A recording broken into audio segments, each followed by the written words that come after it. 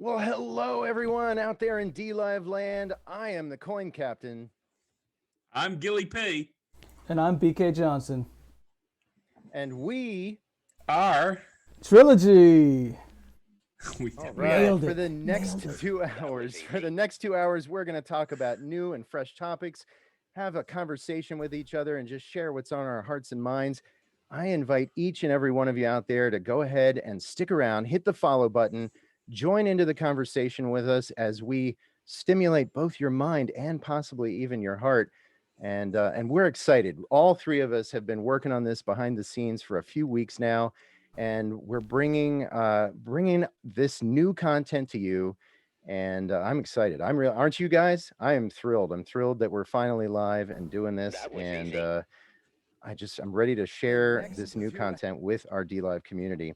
So the way this is going to work each week, each one of us is going to bring a topic into the conversation and that we want to share, that we want to think about and learn about. We've already got people coming in here down under Vixen, Hendrik, Shyla Rose. Awesome to see you all in here. Thank you for coming in and checking this out.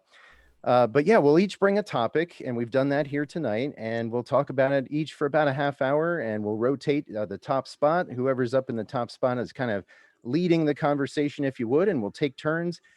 We like to have everything happen in threes here because, hey, we're a trilogy. All right, so let me just get us started. We'll go right into it. And the topic that has been on my mind lately, something that's really been I've been thinking about and has been on my heart, is the topic about live streaming in general. That's what I would like to discuss with you guys. And I'm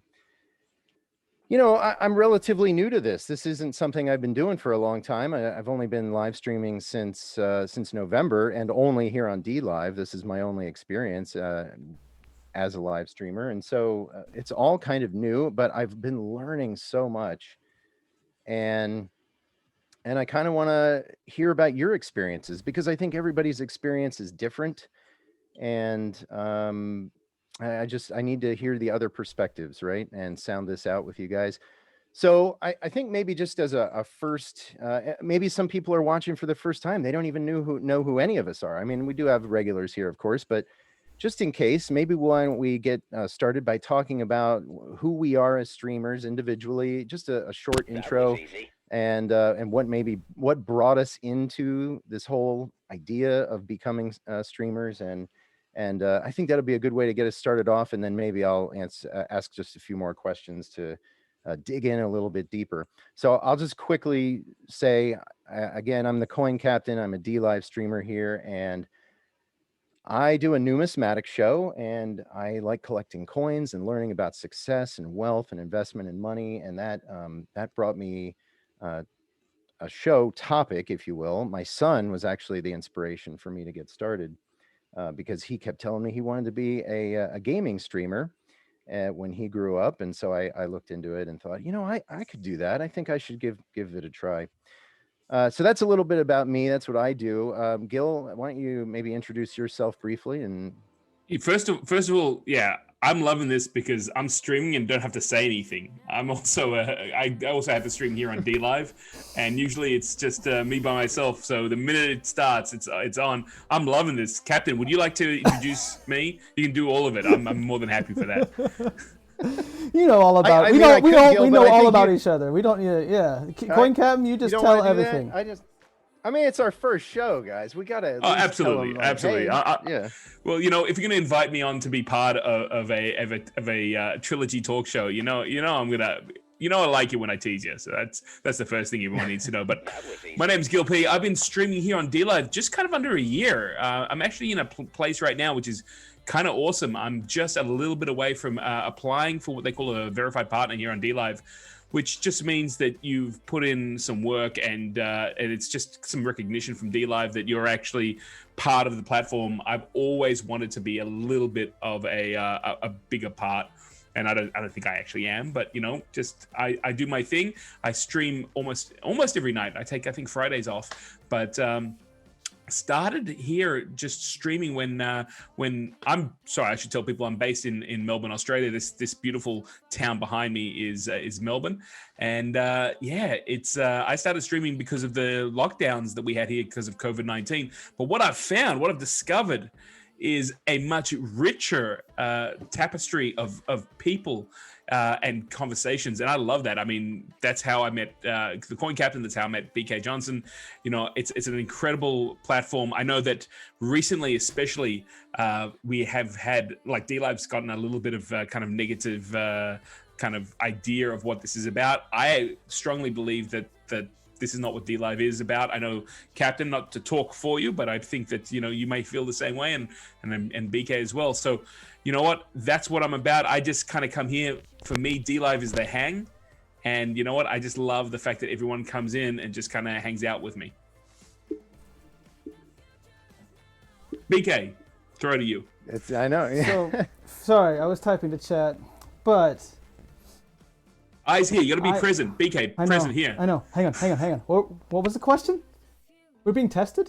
Introduce yourself. Hi, I'm BK Johnson. No, BK. The question was, what's your PIN number to your credit card? It is... No. What? Coin, you got to get me gills, because if he answered that, I mean, good God. Yeah, absolutely. Oh yeah, he totally gave it out to everybody. I was not paying attention at all. No, I missed the gill lottery. I'm having camera problems. Anyway, I'm BK what happened Johnson. There, Coin? You were perfect, and then you jumped out a bit. I'm BK Johnson. No, I was born in America, but after about 3 decades in America, I said that's enough of that, and I came to it was actually my wife's Japanese. So we moved to Japan. I've been here for almost 5 years, the land of the rising sun, with Fuji to my left. And yeah, so basically I was teaching English, just scraping by over here, and certain things in my life had some difficulties, so I basically kind of decided to write a book. What was ever on my mind? It was this. Hey. The book's not coming up this time. I don't know. It's his turn. Hey, BK, Before can you fall, stop sharing the audio? I'm hearing doing the same thing. Look at this. Audio instead of. I know. Well, let's see if mine works. Mine's on the other side of the room. Look at this. This is weird, man. There we go. It's like if I get embarrassed, I can just hide behind the book. The mountain. Okay, there we go. Before you fall, a book on pride. Buy it now on Amazon and Barnes and Nobles. No, but basically, I wrote that book, and I decided to start streaming and make videos as a companion piece to it, because no one knew who I was, and I wanted to kind of just go out there, and it became its own thing, basically, where I just liked it after a while, and wanted to continue and try to make my own thing. So that's basically how I got started. Now I'm doing I'm doing theme days. My streams are basically free for all. I mean, I do some like chatting and gaming when I can, but then I have theme days like a Thank You Thursday, a Make 'em Laugh Monday where I look at comedy, Tone Deaf Tuesdays where I try to sing karaoke and listen to music. I love karaoke. It's one of the perks of going to Japan. And then things like that. But I'm also doing a game show now called Best of 5 on Dlive. So I'm really enjoying being the host of a game show, and I think I've trained for that my whole life, because my family always played games and did game show stuff, or like board games together every birthday, every Christmas, every holiday. So I'm awesome. Fine with being the host with that. So yeah. Oh, Made Up TV, thank you for the host. Sorry, I was just excited because I saw chat first host. Yeah, I wasn't hearing the alerts. I was I don't know. I think I have it fixed now, but that's cool, Made Up. Thank you for doing that. Yeah, absolutely. Made Up TV, thank you so much. You know what? We thought we would have no one here. We didn't even put any work into this. We just thought, damn it, we'll just go on and see what happens. Yeah. No slickness. Like, just hit that button and let's jump in, which I'm sure you guys will all believe. But it's great that, that's what I love about Dlive. I have yet to start a Dlive stream and get 0 people the whole time. It's awesome. I guess I'm just a big draw. What can I say? Yeah. Well, speaking of live streaming, and that was and you said streaming to no people. That was my very first experience here on Dlive. My very first stream. I went live. and had 0 people the entire stream.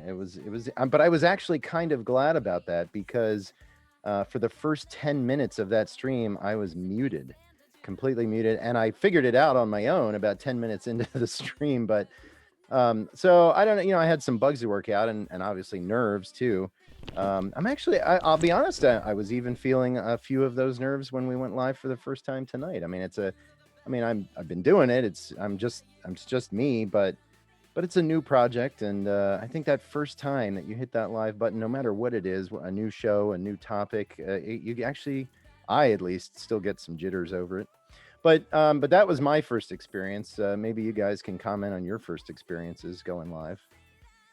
Yeah, Captain, I think, for me, it was really, really simple. I hit that streaming button and then I was petrified because I realized I was probably breaking a court order that I shouldn't be streaming at all. But you know what? Little did I know that that wasn't the case. I called up my probation officer, and he said, "No. It's in the local areas. You can't transmit your messages out.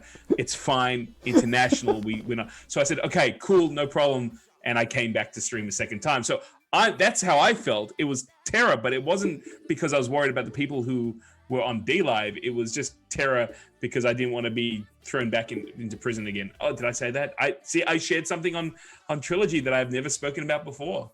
Everyone knows Australia is just full of a bunch of convicts. So we are okay. all convicts, okay. man. That's how we came to Australia. The first settlers of Australia were British convicts. All we wanted to do was eat, but they said, get them out of here. And that's exactly what happens. When I go back to the UK and people go, where are you from? And I go, oh, Australia. They go, convict. And I'm like, you know what? I'm embracing it. It's all good, man. So it's exactly what's going on. But no, you know what? I guess really I had a little bit of experience with getting in front of a camera from YouTube. I just didn't know what Dlive and streaming was all about. I thought it was the same beast, and I kind of jumped in there, made a few mistakes, made more friends than mistakes, and I'm still here and now kind of chatting with all of you guys. So it's amazing. I think the terror actually keeps you fresh. Yeah, and there's plenty. And Overseer, thank you so much for the follow, man. So for my first streaming, it was it was mainly just to try to see what it was like, and I realized I made videos on YouTube to try to make as my companion piece, but streaming was just trying to get me out there. So I just did whatever I wanted. I started by just actually reading the Bible actually, and then playing games afterwards because I said I'm gonna do that anyway. I was gonna do that anyway. I actually at that time I was thinking I'm gonna try to read the Bible every day, and I did it on stream, and then did just mostly gaming. So I tried to get through the Bible as fast as possible, and then and then go straight to gaming. But basically it was It just keeps changing because obviously my streams are nothing like that now. But in the beginning I just your brain just goes in with a plan of what you're going to do, and then all of a sudden you're thinking, I need to change this, I want to tweak that, this isn't, I shouldn't feel this way, what's going on, am I still alive, where am I? And then BK, I think you should go back to it, man. I have never seen someone read the Bible and game at the same time. I think you've got a unique take on streaming. I think you'll find an audience. I mean, in all seriousness, it's all about carving your unique kind of section out. Wait, you're being serious? Wait, I heard a laugh. I'm not making fun of you here. I actually think that, you know what, that's something that I know you do a lot of other things as well, but I'd go back to it, man. Okay. Seriously. I might have to make it a day. What day would that be themed? I'm starting new here with the Trilogy Show, baby. Yes, that's why I'm here with you guys. You guys can guide me to being crazy. Well, one thing that's absolutely true, no matter what, is you have to stream from the heart, right? You have to do what's important to you, either what you know or what really matters to you, or something that's on your heart. Because otherwise, people can see right through that. If you hit that live button and you're just throwing crap out at them from a list or whatever, it's got to come from an important place. And I think that always comes across as the best content, right? If it's genuine and real, no matter what it is, you will find your tribe. They will come to you. They will support you. Oh yeah. Oh, who did that? Oh, that was Total Siege. Thank Total you so Siege much. coming in with the follow. Yeah, thanks, Total Siege. Good to have you in here tonight. Well, so let me actually pivot the conversation a little bit here. I want to talk a little bit about maybe what was unexpected for you, because I'm a lifelong learner. I love to learn things, and a lot of times you get into something, you start something, and it turns out totally different than you thought, or something unexpected happens and changes your direction, your perspective. What are you pointing at? This show right now, yes. Oh, the show. Yeah, right. Well, I mean, that is actually kind of true, right? I mean, Yep. because when I started, I didn't think, oh, well, I'm going to do a show with 2 other people. I thought, oh, I'm going to do. Hey, thanks. There's 2 other people on Johnny here? Mukambo. Johnny Mukambo. What? I thought we were just talking in Discord. What the hell? What show? This is being recorded? What? You're being recorded, Gil. I have to, by law, we have to tell you now as soon as you realize it. Yeah, you are Waco, Texas. You're live on the air. What city is that? Melbourne, by the way, behind you? That is Melbourne behind me, but I was going to say, I want to speak to Art Bell. I had an experience with the UFOs the other day. Oh my God. And I need to speak to him. That's Art what I thought we were Bell. calling Man, into that's Art Bell. That- West of the that is Rockies, a come blast on. from the past. Oh, yeah. Oh my gosh! My dad used to listen to Art Bell all the time, and that's funny. I have no idea what's that's a happening right now, blast from guys. the past. I have no I don't idea. either. Yeah. But that's No, I don't know. what? I don't know It's Art like- Bell or anything like that. I don't know what that is. Art Bell was a radio. He was a radio, late night radio host. Yeah, and he was kind of like the original X-Files. So he did stories on abductions and UFOs, and he created like a AM radio kind of network. And the show would be from like 12 o'clock at midnight till 6. And he had different phone lines you would call up depending on where you were in America. So he would be like, West of the Rockies, you're on the air. It's actually there's lots of recordings of him on YouTube and stuff. Well, we'll do our best. Unfortunately, he's not with us anymore. We'll do our best to do Art Bell for you later, Gil, because I didn't know that's what Thank you're you. expecting, but we'll give it a shot. Yeah, Coast to right, Coast well- AM. See, Total Siege, you got it. Is it? Yep. Yeah. So anyway, I was having a little bit of a conversation about this with my wife earlier today. We were playing back my stream from last night, and I was caught a little off guard. I wasn't quite prepared for some of the generosity that I received, and I got a little bit emotional, or a lot of bit emotional about it. But and my wife made a remark to me, and she said, "You weren't prepared for the community aspect of it, were you?" And I reflected on that today, and it was absolutely true. Now, it's interesting because that was actually why I chose Dlive as a platform. When I thought I'm going to be a streamer, I went to Twitch, I went to YouTube, I looked around at the different platforms, and I said, you know what? Dlive has the best community, I can tell, right? And so that was why I chose it. But she was right. I don't think I was prepared for just how supportive, how loving the Dlive community could be, how close it's really like, it literally is like a family. And that's what I was most unprepared for as a streamer, I think, is I knew about it. That's why I chose it, but I didn't realize how deep it would go. And so It's a family? I don't know. For me, I think, yeah, I got to be honest, Gil. I think it is. Like One moment. Ma, Coin Captain's being mean to me again. You, She told So what you off, about- man. You're going to get it tonight. I'm telling you. oh boy. Hey, Ma, shut up. I'm busy. I'm an important person on this stream. Come on.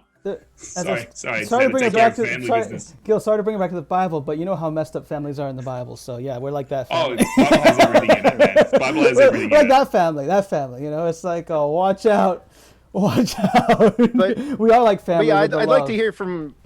I'd like to hear from one of you guys. Like, was there something that was unexpected to you about live streaming? You know, you got into it and you're like, oh wow, this is not what I expected, or just anything that comes to mind when I ask that.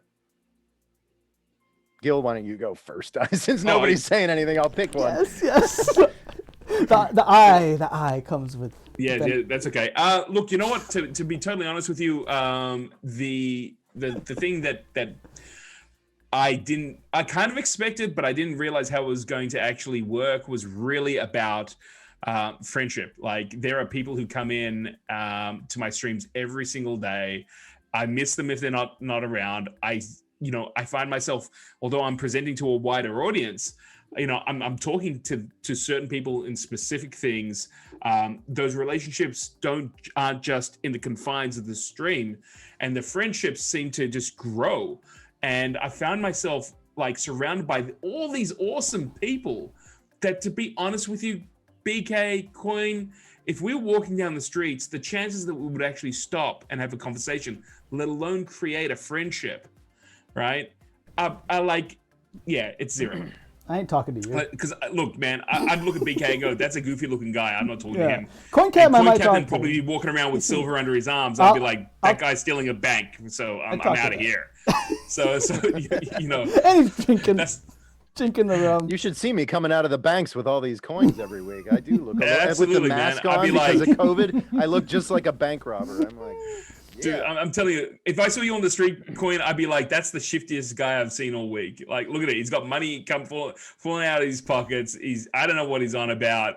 Like, and he's walking around with a Coin Captain t-shirt on. I mean, like, I'd be like, that's why I got my money all in crypto. I don't wear anything like that. What are you talking? I don't wear those kinds of shirts. It's people like Coin Captain that makes me put all my money in crypto. I'm telling you, that's right there. That's what I'd be thinking.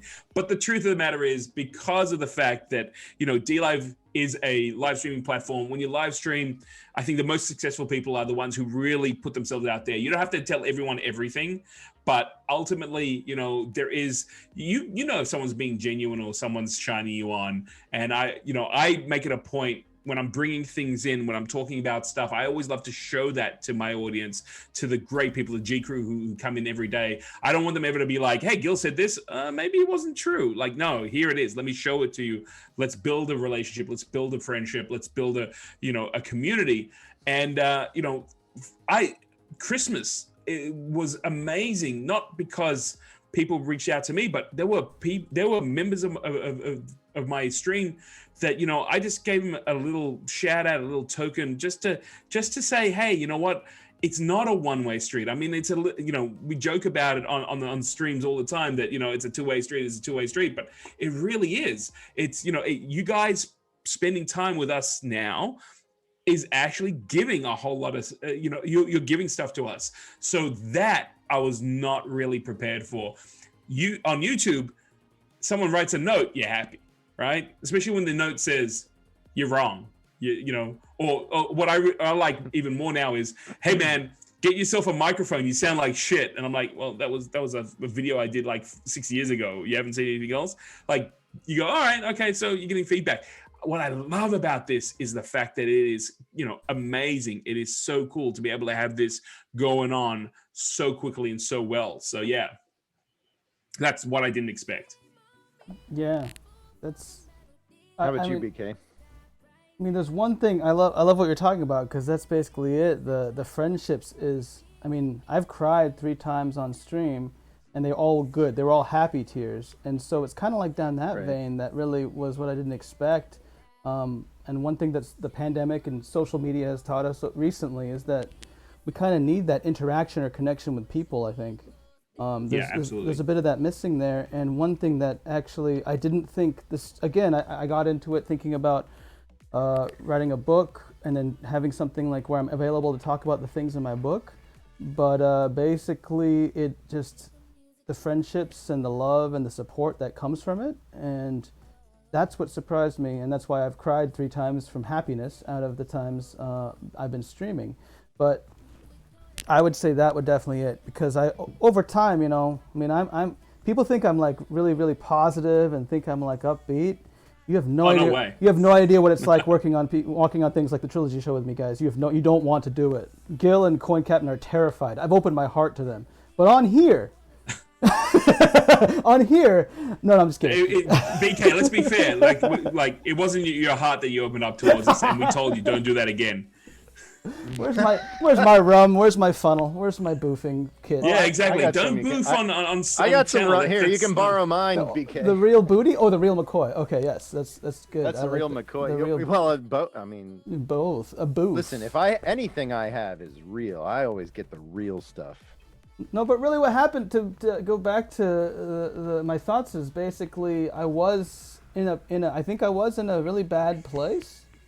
and streaming surprisingly got me a little bit of faith in humanity again, to be honest. Like basically saying, yeah, Wonderful. the first time I cried was because is there, offering, they wanted to help me with something, and wanted to help me with the big things possible. I'm like, wow, like, and one thing I would say, because you have to acknowledge that that's the whole concept of my book, is because it was like a repeat of my life, is streaming, where it's like, you see the good in people and the community, the love and support, the friendships, camaraderie and everything. But then you also see that, yeah, they want to, but then they might not sometimes. Like they'll say they want to do things and they don't. But if you look at the negative, then you're going to be sad. But if you look at the positive, they still want to do it. It's just maybe you might not be able to get it that time. You know what I mean? Like, but that's what I really got my faith back in humanity, where I was like, wow, everybody's like actually so accepting. I mean, you will get the trolls, you'll get the judgmental ones, whatever it is, but you know that that's there. But if you turn away from that and look at the positive, that's the biggest surprise. That's why I cry when that happens. Where I'm like, oh wow, I'm getting touched by that, because it's bringing back that idea that somehow got lost throughout my life. You know what I mean? Like, you're not alone. If you want to cry, we'll be mean to you more often. If you're putting it out, if that's what you're putting out there. You weren't listening at all, Gil. We can make it our mission to make you cry. You weren't listening at all. I only cry when good things are happening. But if we're mean to you, then more good things will happen more often. You'll cry more. Really? Is that how it works? Works. Well, we don't want to make you cry, man. Well, you're gold. Don't, as I always say, don't knock it till you try it. So I trust Gil and CoinCap. So if they want to hurt me a little bit for the goodness later, fine. But the funny thing is back to like exactly what from getting that faith in humanity back, like it opened up. I mean, they were so accepting of me, because that's what I loved about it. Where I always, you get scared of the judgment when you're not doing that. I think that's what was happening to me. So I always say, like, I can't do it, and I wouldn't do it without my Dlive subs. But it's actually true, because the community and the love and the support and the understanding of what I'm trying to do, instead of the judgmental troll side that's still there occasionally. But if you just say, yeah, like there's the good too, that's what I was surprised most of, and I look forward to seeing more and more of that in the future. Knock on wood. Great. I love that. I love that direction. I mean, you know what? We're starting something here with amazing intentions, and it's great to see. I'll cry, don't worry. Yeah, one of these trilogy shows I'm crying, I guarantee it. Oh my God. And one of them I'll probably drink some rum. That's when I'll cry. Just saying. I mean, that's when you'll, yeah, right. It'll be the first time being sad tears that I cry, thanks to you, Coin. I'm like, oh, what am I doing here? So there's a question for you, BK, that from Johnny Macumbo. I don't know who Macumbo is, but he says, what are you meaning about faith in humanity? Well, I was in a really bad time before I started writing my book. And so basically, my book is basically staring at the evil and trying to analyze it.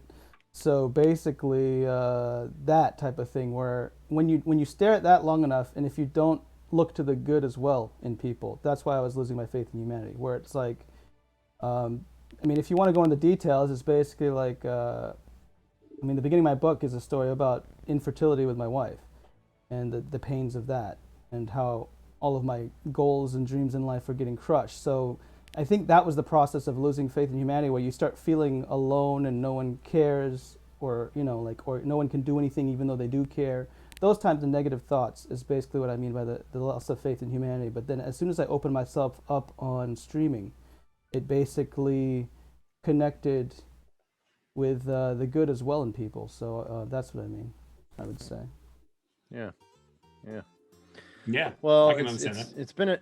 It's been an interesting journey for me, and this is a brand new journey, right? All over again, to another start. I mean, obviously, we're all still doing our own channels, but yeah, I think as whether it's a project we're working on individually, or now the Trilogy Show moving forward, our current plan is to do this once a week, same night, same time frame, and we'll post that stuff up. But by the way, guys, don't forget to hit that follow button. I know you guys, a lot of you probably follow us individually, but you won't know that we've gone live here if you don't hit the follow button for the Trilogy Show as well. So, all right. Well, I think that's we kind of. I found a coin, Captain. found a coin. Did you? Oh, Is it a this good one though? sorry, it's the wrong stream. No, it is. No, but it's all good. Let's. No, we can talk. You want to talk about what is it? What kind of coin? Let me see. I'm looking. What? We're all friends here. Let's see the coin. It's disappearing. Okay. It's all good. No, we'll save it for it's a disappearing coin. Oh, that's what I should magic totally, coin. I need to learn some magic tricks. It seemed very light. It seemed very light and papery to me. I don't know. Is it really a coin? It looks like cardboard. No, it's a token. It's all good. It's cardboard. I made this especially for our stream. This is the new currency. Actually study tokens as well. This is the Trilogy coin that you'll be able to get on cryptocurrency. It's made out of silver. Licked by each of the members. Gil starts. Go. Personally licked. Get BK boofed with it. All right. It's the cork. It's the cork. It's the cork. All right, so why don't we go ahead and rotate? Next up, we've got BK's going to bring a topic, and let's see what he's got for us tonight. Time's up. Get out of my chair. Let's go. Let's go. Did we just rotate? Because I'm dizzy. Are you okay? It's the first time's always the hardest, guys. Whoa! Trust me. I'm good. I'm here to walk you through carnival ride. I'm here to walk you through it. You know, you're a little woozy the first couple times. Gum can help. Chew some gum. Get your equilibrium back. Thank you for the follow, man. You're all in big trouble now. Guess who's on top? Now there's a super red all-seeing eye. Triangle's mine. Ooh. Amazing. Fascinating. Well, my topic of the day is ghosts and the supernatural. You see, Trilogy going to the moon. I know, I love it. Yeah, let's to the do moon. it. Oh, God. No, can we get Elon Musk to tweet about that? Holy crap.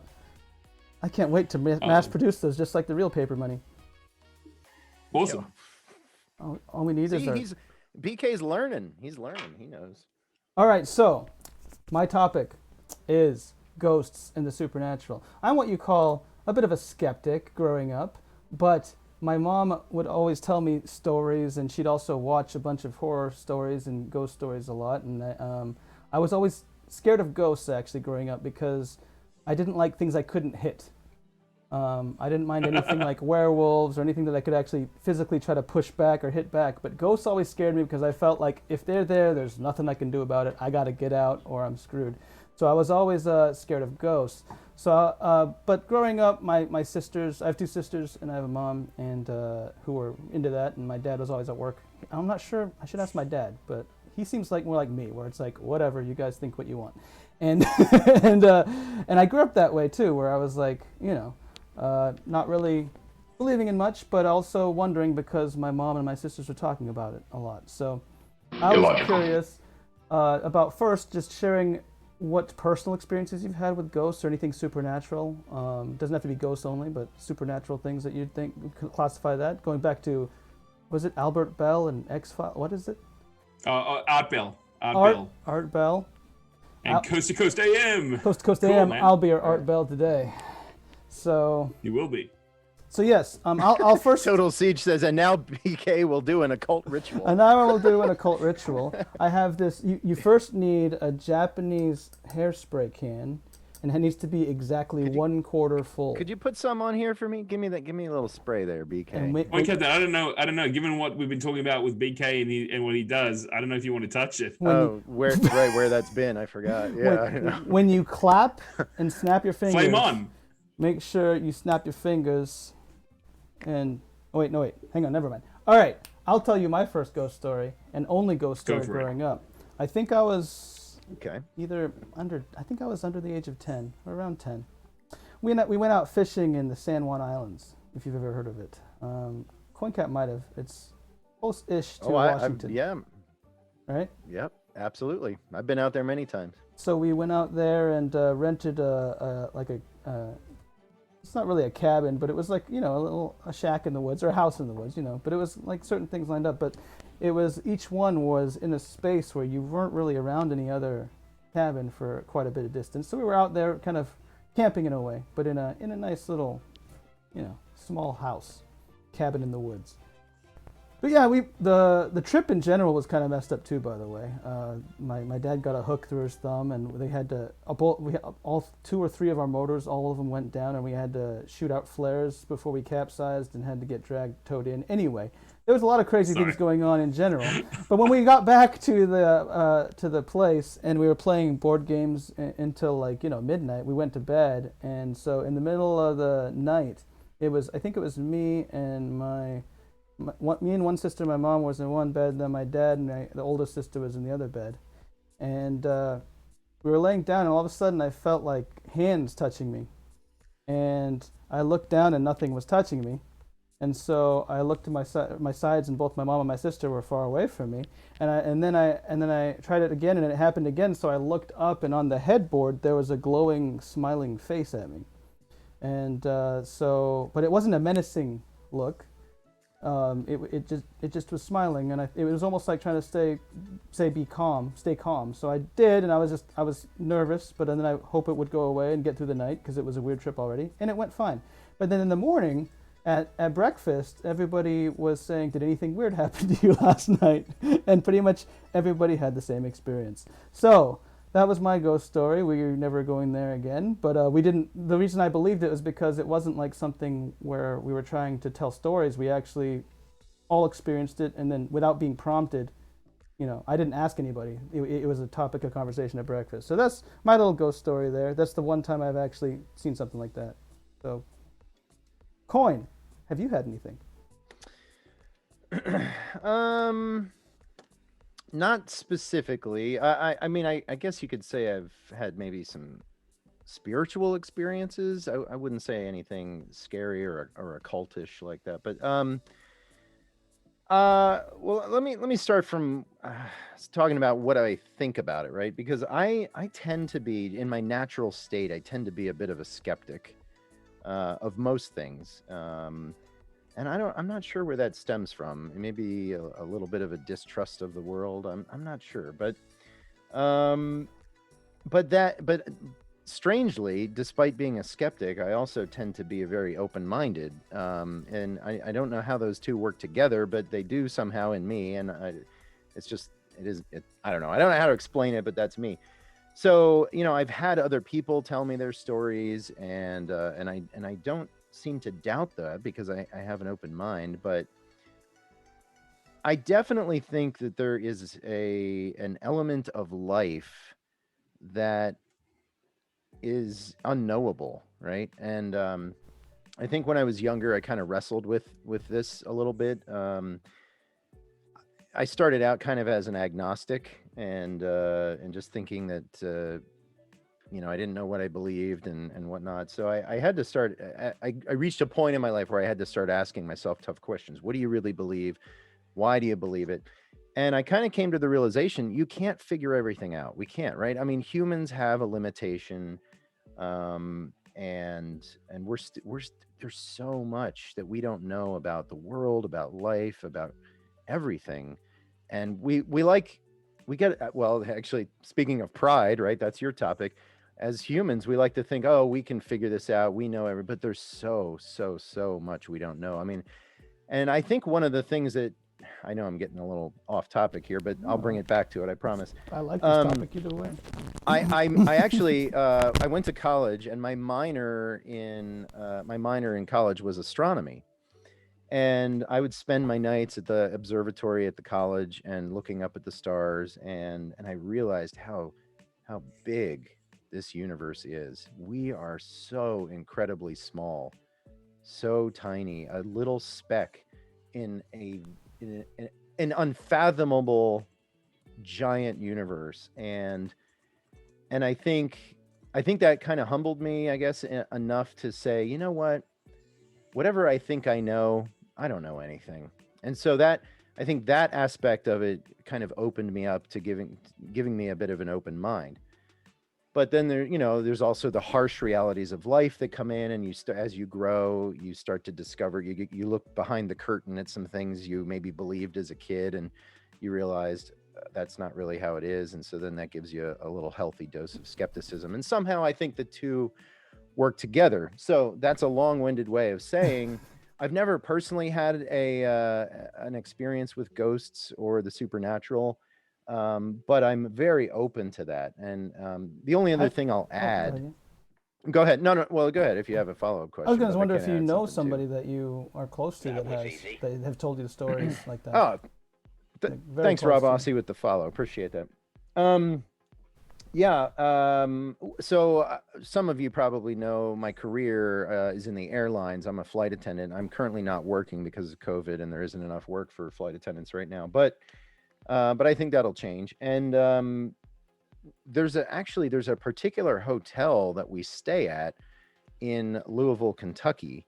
It's called the Brown Hotel, and it's got a little bit of a reputation as a haunted hotel. And I've had a lot of stories from my coworkers saying things like, they checked in, unpacked their stuff or whatever, and then they come down to the hotel bar to have dinner or whatever, and then they go back up to their room and something's been moved around, or the water is running in the bathroom and it wasn't when they left, like crazy things like that.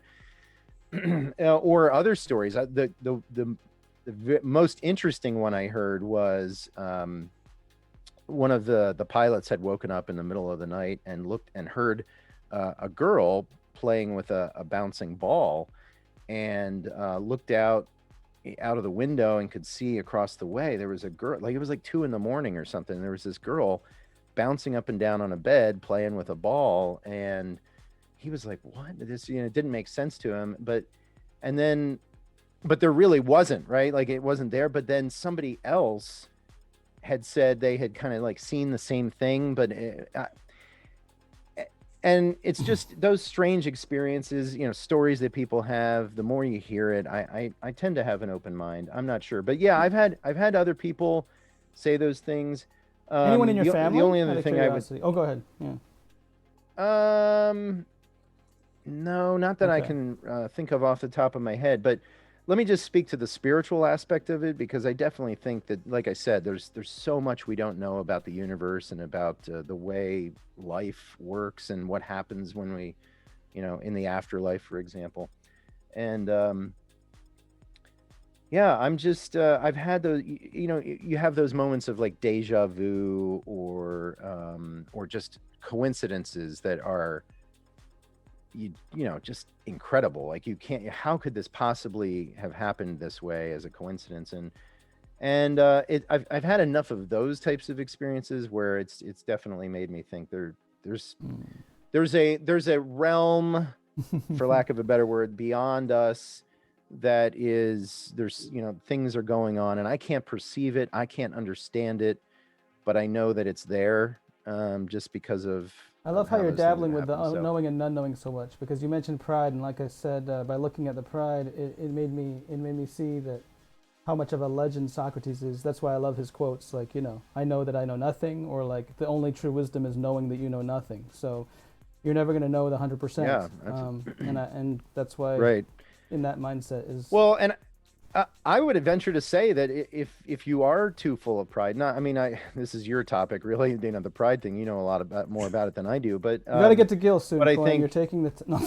Oh no, I'm done. I mean, No. I'm just joking, dude. Go for it. Well, finish your thought. Well, I think the more prideful you are, the less you're going to believe in things that are maybe out of the ordinary, right? Because you're going to say, "Oh, I know all of this," and well, we'll talk about that.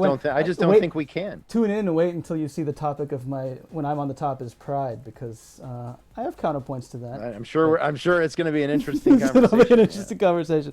Gil, go ahead, Gil. Though, what you got? What do you got? No, it's all good. It's all good. I was very interested in hearing what you had to say, Coin and BK. So I've got two things that I wanted to mention. One, directly, you asked, have you ever seen a ghost? And I was thinking about it. And years ago, I had friends of mine who I used to run a bulletin board system before the internet, before we were all connected with the internet. And I would go over there and we would work on the computer and set things up.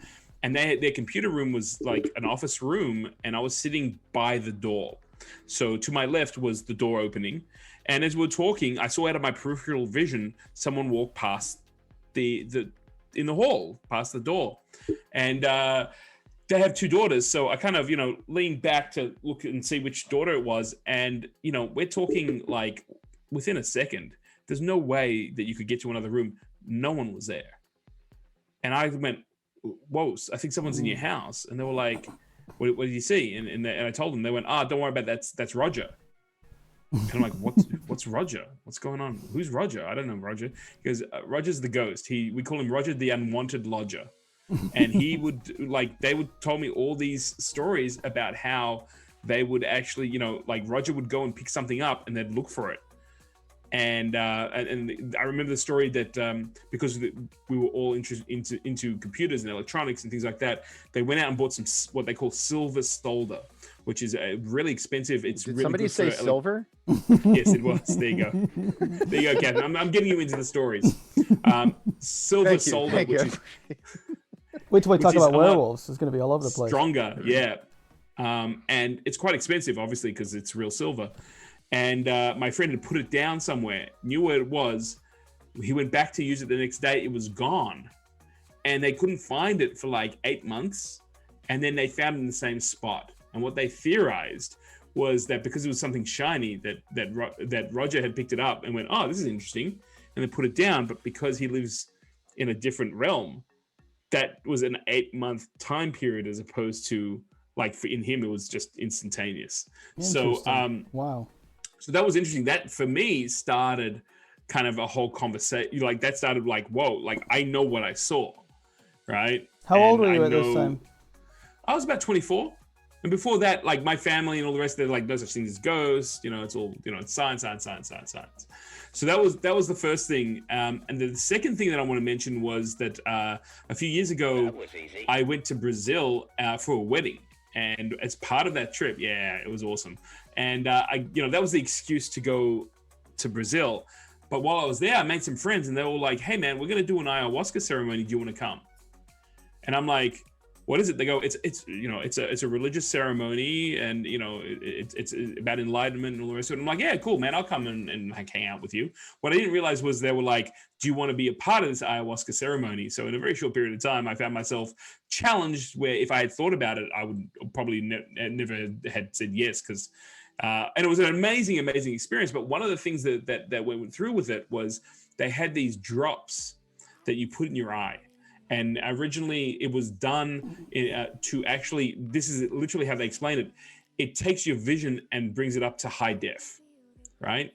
So it's like hunters used to use these drops so that when they were hunting animals, they could see them clearer and separate them from the foliage and stuff. So I was like, yeah, sure, whatever, because I was already under the influence of ayahuasca. I was all like, no one's going to hurt me. World is love.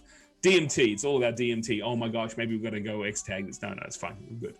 So I'll stop you when we have to. Did I just admit that I took ayahuasca? Well, you know what? There's no problem with that, because in Brazil it's totally legal. It's a part of their religious ceremony. And it was a beautiful ceremony, man. It was the whole night. It was so positive. People were singing. It was an amazing thing. So the next day they popped these drops in my eyes, and about an hour later, I started noticing that I could see what I thought was silhouettes kind of everywhere. And, the person who was kind of guiding this was like, "Tell me what you see." And I explained it. And he goes, "You're really lucky." I'm like, "What am I lucky for?" And he was like, "You're actually, not only is it heighten your sense of vision, you're actually seeing between the layers of existence."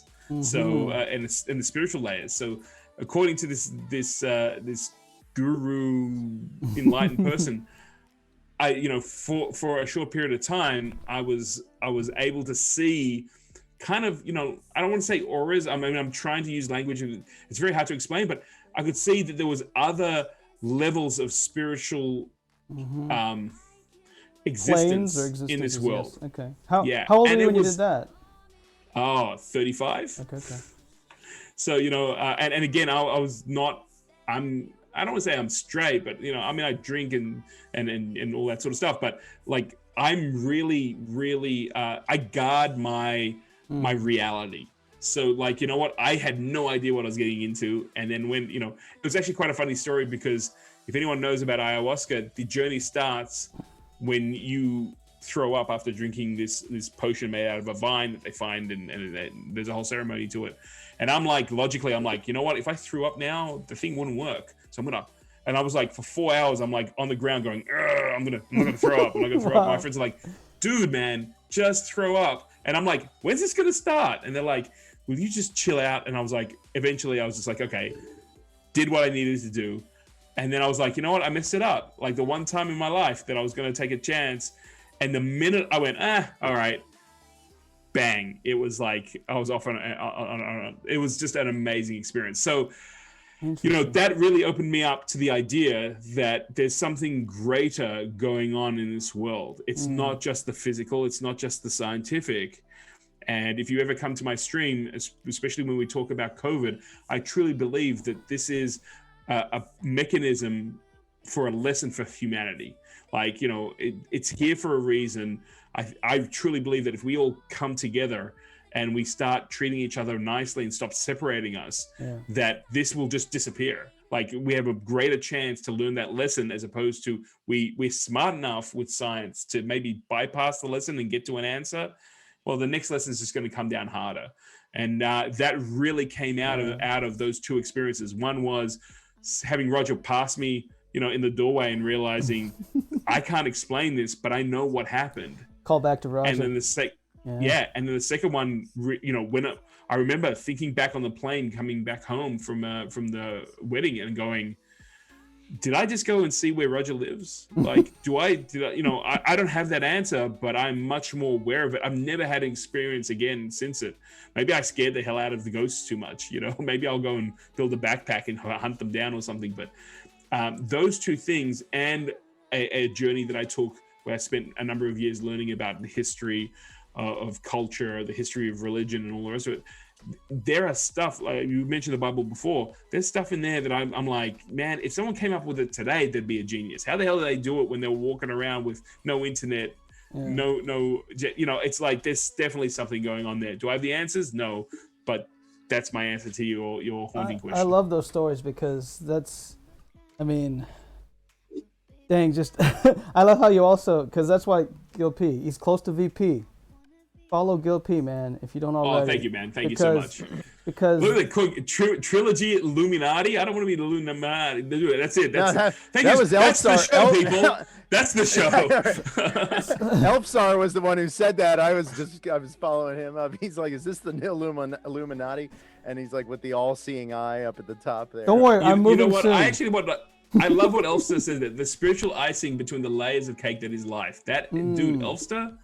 That's freaking poetic. And you know what? Maybe there are moments in our lives when we can do that. You know, just to share something, going back to like possibly, you know, being open to a more spiritual, you know, the idea. Well, ghosts are supposedly, you know, spirits that are trapped on this world instead of, you know, elevating and going into the spiritual world. After this, yes. But when I don't know why, but the one thing that I was kind of thinking about, and then it actually happened, was that I had lost my grandfather a few years before, and he and I were more like father and son than grandfather and grandson.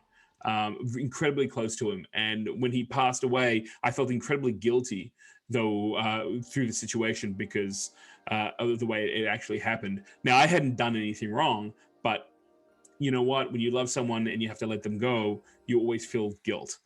And through this journey, you know, I'll never forget it. It's like I have memories of all this sort of stuff, and then you know how you have a dream and you know it's a dream, and then something happens and it's like crystal clear, like it's a real life experience. Well, I got to see him one last time, and the very first thing he did was he came up to me and he kind of popped me on the head and said, "Why are you making yourself guilty? You didn't do anything wrong. Quite the opposite. You showed me how much you loved me." And I was like, dude, that was like, again, I was just like blown away. Just, hey, Suki, how you doing? I'm glad you found us. I was blown away at that idea that, you know, I haven't got the answers, but my goodness. Oh, look at the ice cream, the lemon. That's not a lemon gelato here, but thank you so much, Suki. That's awesome.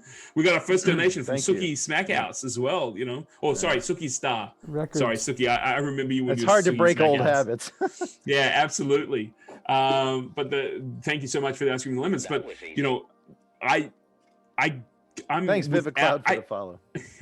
I don't have the words, and I'm getting trapped trying to explain it, of what a gift that was. Like, the only, I don't know how many times, it's been like 14 years. I literally went to his grave on his birthday, and I'm like, you know what? You have no idea how much I would give to take 5 minutes to sit down with a cup of tea and have a talk to you, like, and to be able to go and have that memory, not only him saying it's all cool, but going, you're still here. Now, got a new record. I might made that up or not, I have no idea, but it's awesome. Thank you, awesome. Rich, for hey, that diamond. Richie, you. Thank you so much. Diamonds, man. That's Thank cool, you. man. Thanks, Rich you. Appreciate that. Thank you. I just want to let everyone know, so far we've got like, what is it, 8 and 8.25. So we get like 2.93 lemons each or something. Is that how it works? Yeah. We divide everything by 3. It's actually 3. Yeah, every lemon is 0.33 lemons, and then we have to like roll dice or fight with lightsabers and swords over the last point. Oh, that's right. We should put the dice in there. It's hard to split something 3 ways. It's really difficult. Absolutely. But we love each other so much. We're gonna do it. Total Siege is getting annoyed. Total Siege, my stream after this, I will give you gelato ice cream. Man. He's like, give us you're cheaping out, guys. You're cheaping out. Oh, we're just getting started. I still don't even have those combined alerts on my channel. We're just getting started. We're gonna do that. Times. That's why I was saying follow Gil, because thank you, Gil. That was awesome, because you always looking to like build up and support instead of, like you said, separate or destroy. Because the old saying, it's easier to destroy than create. But I think that's part of it with the pandemic, and it's also absolutely all those stories that you gave is looking for the good instead of the sad part of it where you lose someone. But there's good too, and that you actually have that realm of existence if it exists. Thank you for the lemons, Loki and Rob. I know. Look at all these lemons, Holy Rob. crap! Thank you. Thanks, everybody. That's nice of you. Thank you guys so much. Yeah. It's we're still putting it all together, but I mean, it's cool. I am very happy that we're doing this, and I'm excited of where we can take it. But that's the other thing. I think the chat, the community is going to help us to make this channel what they want to see too. I think that's going to be fun to see what they would like. Yeah, absolutely, man. Yeah, absolutely. And it's great. These are the conversations that they're generated by us. They're the stuff we want to talk about. And I don't know under any other circumstance would I talk about. Like I was just like, oh man, I actually don't talk about the fact that I went on an ayahuasca journey in Brazil. Did I just tell that openly? Like, oh my god, the FBI are going to come and kick in my door. They're going to be like taking blood samples and shit. Well, I'm undercover CIA. You already figured. Yeah, we know you. That's the whole problem. Yeah. Why do you think we're streaming together now? Why am I've been buttering you up since day one? I saw through your cover, and I'm hopefully when they come and like take us all away for being Dlive streamers, Coin will be like, that guy, just take him to the side. He's okay. He pays you off with silver though. It's worth it in the end. If you just go the straight and narrow, Gil. Go the straight and narrow like me. Rum is what he allows, not ayahuasca. Now you're speaking the language of the captain. I'll pay that. Well played. Thank you for the sticker, Suki. I'm not sure is the time right? I was going to go a little bit deeper in that because I wasn't sure. Yeah, go for it. If you want to, go ahead, man.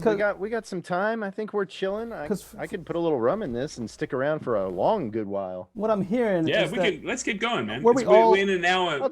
An hour 5. Yeah, were we all like kind of coming from the same spot where we were kind of skeptics in the beginning, and then because that's what I was definitely hard skeptic for a while. But was that what because that's why I was asking about ages, because like at 8, Gil was talking about you saw something at 24 and then you saw something in your 30s, or you did that you took something. No. No. I'm just kidding. Don't do that. Don't be. I'm just kidding, dude. Everyone's gonna be like, no. I had an experience one time. What happens in Brazil stays in Brazil. And when I was 27, I was just sitting there. Maybe it was the fumes from the soldering, but it was nothing else than that. There you go. What age I'll did breathe you in start? some silver.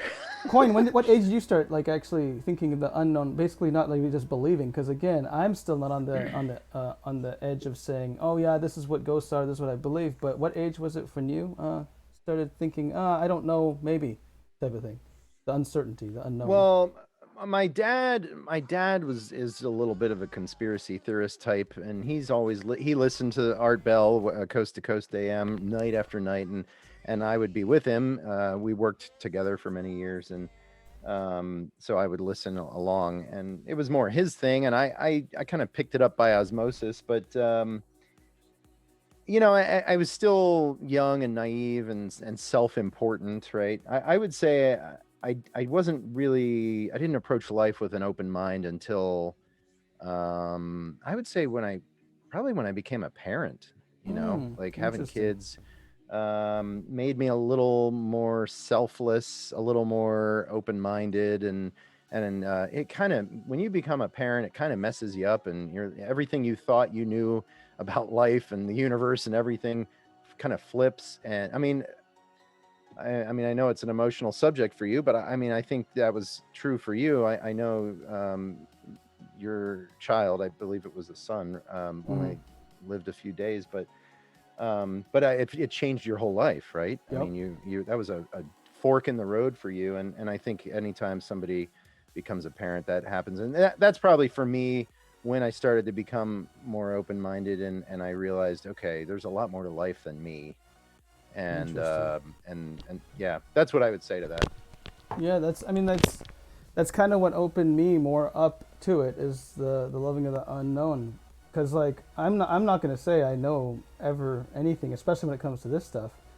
But I do have, like, you can't help but try to look for the theories in the middle, of what you lean towards more of what I'm thinking. And that's what I wanted to maybe talk about.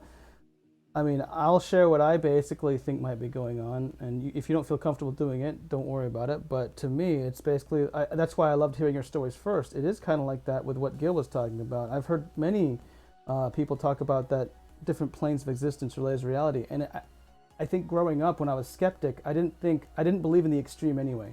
I didn't believe that it was going to be, like heaven, hell, or ghost is only because they're trapped here because of some unfinished business or whatever it is, like 100% of whatever, that's what a ghost is, type of thing. I think it's more somewhere in the middle, where it's like, no, I think there's actually a different plane of reality that's going on, and that's what's happening, where some things, for whatever reason, kind of grant us some sort of access to it. It might not even be something that we physically ingest or not. It could just be something that we experience, or certain areas of the world that has that. That's what I'm thinking is going on in that idea. But I wasn't sure if you guys want to dig deeper in that, because, again, I come at it completely with I have no idea, but you go long enough and hear enough stories and see enough things, you start wondering and doubting of what you used to believe, right? So I was wondering if you want to share anything about your basic theories about what might be going on, and why, since the beginning, not beginning, but I mean, for a long time, people have been talking about weird things like supernatural things or different sort of things, and why do they last? Why do they still believe that they exist in some way? I don't know. So it's an interesting thing. I mean, I don't know about either of you, but I'm going to ask you: have you ever been around a dead body, BK or Coin? All right. So, I mean, if Yeah. it's a very pronounced difference when someone passes away. I mean, that idea that the body is a vessel for your soul, I totally get it. And, it is, I think that there, I believe that there's a spiritual side to this world. Absolutely. Now, that's my belief. I'm not trying to convert anyone. I'm not trying to change anyone's ideas. I had my own experiences where that, got to a point where that's where I came to, and there was just too much going on that I could see, that I could connect. Now, human beings, we're meaning-making machines. We always want to understand the meaning behind it. Now, someone once asked me, they were like, hey, Gil, man, what if you're wrong? What if there is no God? And I'm like, well, you know what? Okay, fair enough.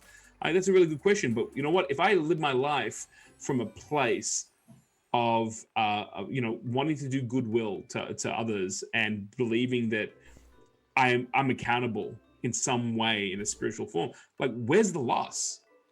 What someone gets a little bit more kindness in the world, in the end, if it's all garbage and we all are worm food, okay, that's cool, but that doesn't give me the right to go and treat everyone like garbage. So that's where I come from with that sort of stuff. And you know what? It's great. I mean, like I actually found that a lot of weight when you stand by yourself and you go, you know what, whatever the situation is, it's my responsibility. Now, I think that's great in certain ways, but there's like your personal responsibility, then there's your local responsibility, and then there's your global responsibility. And then if you start looking at a more, layers, as we're saying in the spiritual world, there's also kind of the spiritual responsibility, and I can't be responsible for that, which means focus on my personal responsibility, maybe my community responsibility, and don't worry about the global and the spiritual one. And that freed me up a lot. I love that, because it's a lot of shifting focus away from, like, again, being obsessed with pride. It's more like being right or knowing is the temptation there, where it's like you want to feel like you know and you want to be right is what guides you down that. But if you go down that path, like, it's what if you become a worse person for it? Like, thoughts are powerful, right? And so is the spiritual, is what we're talking about, because there's something going on. I'm not even sure if that's even something that could be said, but to me, from experience, I think that was kind of the breaking down of me as well, where I started believing that, where it was like I didn't believe. I mean, I always say, like, I was an atheist for many decades, and then I'm kind of switching up now because it's like, something's going on. I don't know what it is, but something. So, but yeah. Yeah, you know what? I mean, that's why I asked the first question. Is like, the first time that I was involved with someone who had passed away, and saw them, post, that event, I was like, man, there's something more than just someone, there's something more than just, that event happening. There was, I just remember going to myself going, oh my God, this is just a machine. And there's something behind it. And, I think that was a very instinctual thing.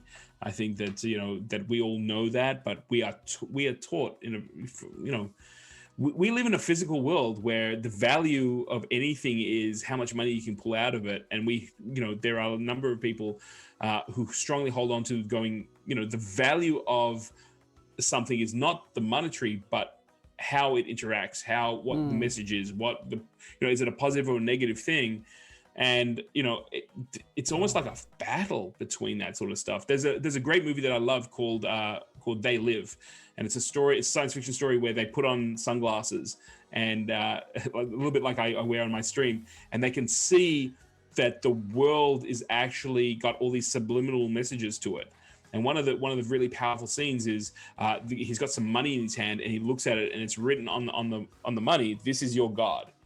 Right, and the idea is that without the glasses, people are picking it up on a subconscious level, and as the movie goes on, you find that the world is actually invaded by aliens, and they're manipulating us like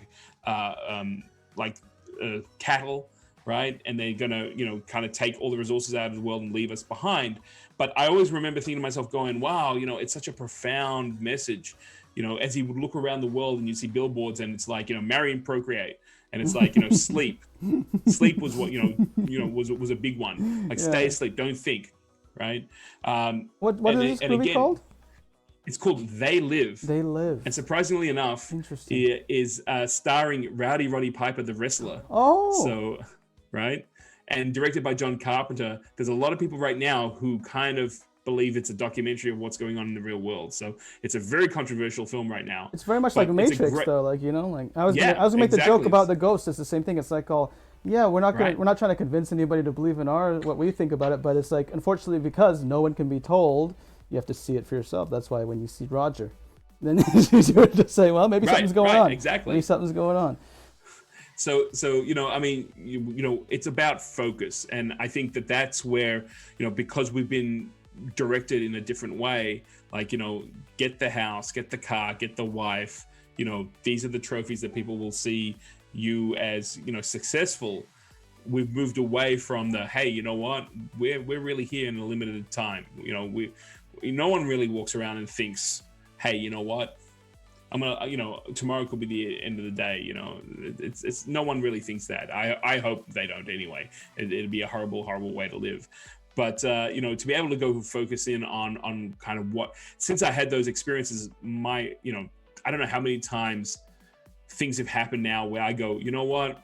Hey, I didn't want this event to happen, And I don't really want to be a part of something that's going to bring negativity in the world. Like, you know, sometimes you don't have a choice, but it's like, you know what? I don't want to be a conduit for that. I kind of just want to do my truth. And, you know, sometimes when things get messy, you've got to walk away from it and be like, you know what? I don't want to keep that going. And again, you know, it's something that's really, really powerful and important. And I don't know, maybe I just got a little older and just went, you know what? If anything had happened to me tomorrow, I'd want people to think that I was a positive, you know, person who left some sort of, you know, positive mark, you know, whether it's through friendship, whether it's from the streaming, whether it's from, you know, helping someone without, you know, just anonymously, you know, that's what I want people to focus on. That's right back to the first question, because that's what I felt from that. Like, I think you are, and I think that's what it felt like from both. Like, it was a two-way street thing when I started streaming. I felt that. Sorry, Coin. Before we move on, it's a two-way street. It's a two-way street. Exactly. There you go. Well, that's what I know. I was going to agree. I mean, Gil, you've done that for me. I mean, in the short time we've known each other, you've made an impact, a very positive impact on my life. I gave you ayahuasca. Absolutely. What? Oh no, sorry. It was cocaine. I need it's a hell of a drug. No, you know what? Well, in all jokes, when you said that, I made it a joke because the first thing came to my mind was like something happened to you and I was there and you weren't here anymore. And I was like, what? And I was like, no, I get what you're saying now. Sorry. So I want to lighten that up because you actually scared me because my mind was like still in seeing someone that you know and then seeing them after and like, you know, but I really appreciate you saying that, Coin. And you know what, like I said, you know, from the very first time that we spoke and then, you know, you were like, hey, I got you something. And I'm like, it's given freely. If you want to give something, if you want to do it freely, but there's no expectation, you know, the power is what we're able to create. Yeah, I think that's part of what we're doing here, is that we all feel the same way about each other that way. Awesome. We're trying to fight for that positivity, leaving that positive impact. I have a small caveat, but related. Unless you guys want to move to the next topic, it's up to you guys. It's Gil's time we're going to be infringing on because he gets the top of the pyramid. He gets the top of the pyramid. Okay, all right. Well, so the other question that I kind of have as I'm listening to all of this is, and we don't have to go too deep into it, but I'm thinking, should we know all of this, right? Because I think sometimes that's an important. I do believe that there are some things in life that should remain a mystery, right? They're part of what gives life its spark is that we don't know, right? And I mean, whether you're coming from, say, a biblical perspective or whatever, a non-biblical, no, believing only in yourself or whatnot. I think life is sweetest when we don't know things. There's very few surprises and secrets in life, and you know, sometimes a reveal of knowledge that maybe you're not supposed to know can actually be a negative thing in the. Have you watched my videos? Energy of the universe. Say that again. Have you watched my videos? I'm not sure. I don't think you have. Or have you? I mean, some of them, but not in depth. No. I was gonna say you haven't been watching my videos. No, like my second video is the importance of the unknown. So basically, my answer is kind of in there, where it's like I ask the question and focus on, is even being good possible with or without the unknown? Because I think that's what you were talking about, is that if you knew everything, it's impossible to actually do good because you know what you're supposed to do. Like there's a lot of things I do in that video about that. But basically, I agree with you that the mysteries of life is kind of what's part of what makes it sweet. So I would lean towards that. Yeah. But Gil, what were you thinking about that? Oh, I kind of, first of all, I want to say Made Up TV, thank you so much for hanging out with us, man. You'll come and hang out with us again. Go do what you need to do. I do appreciate it. I think there's enough mysteries in life that cover all these things, that having some knowledge doesn't hurt. I actually kind of, when you said that, Coin Captain, it went back to some study that I did in the Middle East for a couple of years, where I kind of stepped away from my everyday and kind of went into a seminary and started like learning ancient languages and what was being written in these books that seemed to be, beloved by some and jeered by many. And one of the things that I realized was this theme of free will. Mm-hmm. And, when you said should we know stuff, I kind of thought about it from I'm going to use the word religious, but I'm going to say that as a spiritual thing. If you believe there's a God or anything like that, I've had this conversation with many people, and they're like, if there's a God, why isn't he talking to us now? Right? Like, why is it only in the Bible? Why is it only in this sort of stuff? And a big part of that comes back to free will, right? If you're being told by a creator, I mean, I kind of think about it in a very personal way. I'm like, you know what? If let's say a spiritual being comes to me and goes, hey man, I want you to go do this, and I go, you know what? It's not really for me. And he goes, no, seriously, I made you, like, I want you to go and do this. And in fact, that's the story of Moses, when you look at it, because he kept going, hey man, no, I don't want to do it. Mm-hmm. And he was just like, or Jonah, or Jonah, or all that. Yeah, absolutely, right. Like, I don't know how many people would be able to go, you know what, after the 5th time, I don't want to do it. Like, probably by the 10th time, you're like, okay, enough, done, I'll do it. Like, that's not a free will choice. That's not a free will choice. And again, like, looking at the strength of being a human being, as opposed to being any other creature on this planet, it's being able to understand and have that conscious free will choice. I'm going to go do this, I'm going to do that. I used to have a teacher who used to say to me, he was great. He used to come up and he'd slap me in the face. He'd slap a whole bunch of students gently in the face. He goes, are you a man or a child? And you'd be like, hey man, I'm a man. He's like, no, you're not, you're both. And then, he slap you in the face again. He goes, are you an American or are you a Nazi? And like people would go, and he goes, no, you're both. You have both the potential for both. Mm-hmm. You have the potential to be, the most loyal, citizen of the United States. And in the right situations, you would also be the most perfect, Nazi party member. And that's the beauty of being a human being, that we have the potential for both. And it's our free will choice and what we understand to be right and wrong, which leads us down that path. So, the idea that we don't have, that connection, that knowledge anymore, from a perspective of, hey, you know what? If there is a God, if there is a higher spiritual plane, if there is someone in play, why isn't he speaking to us anymore?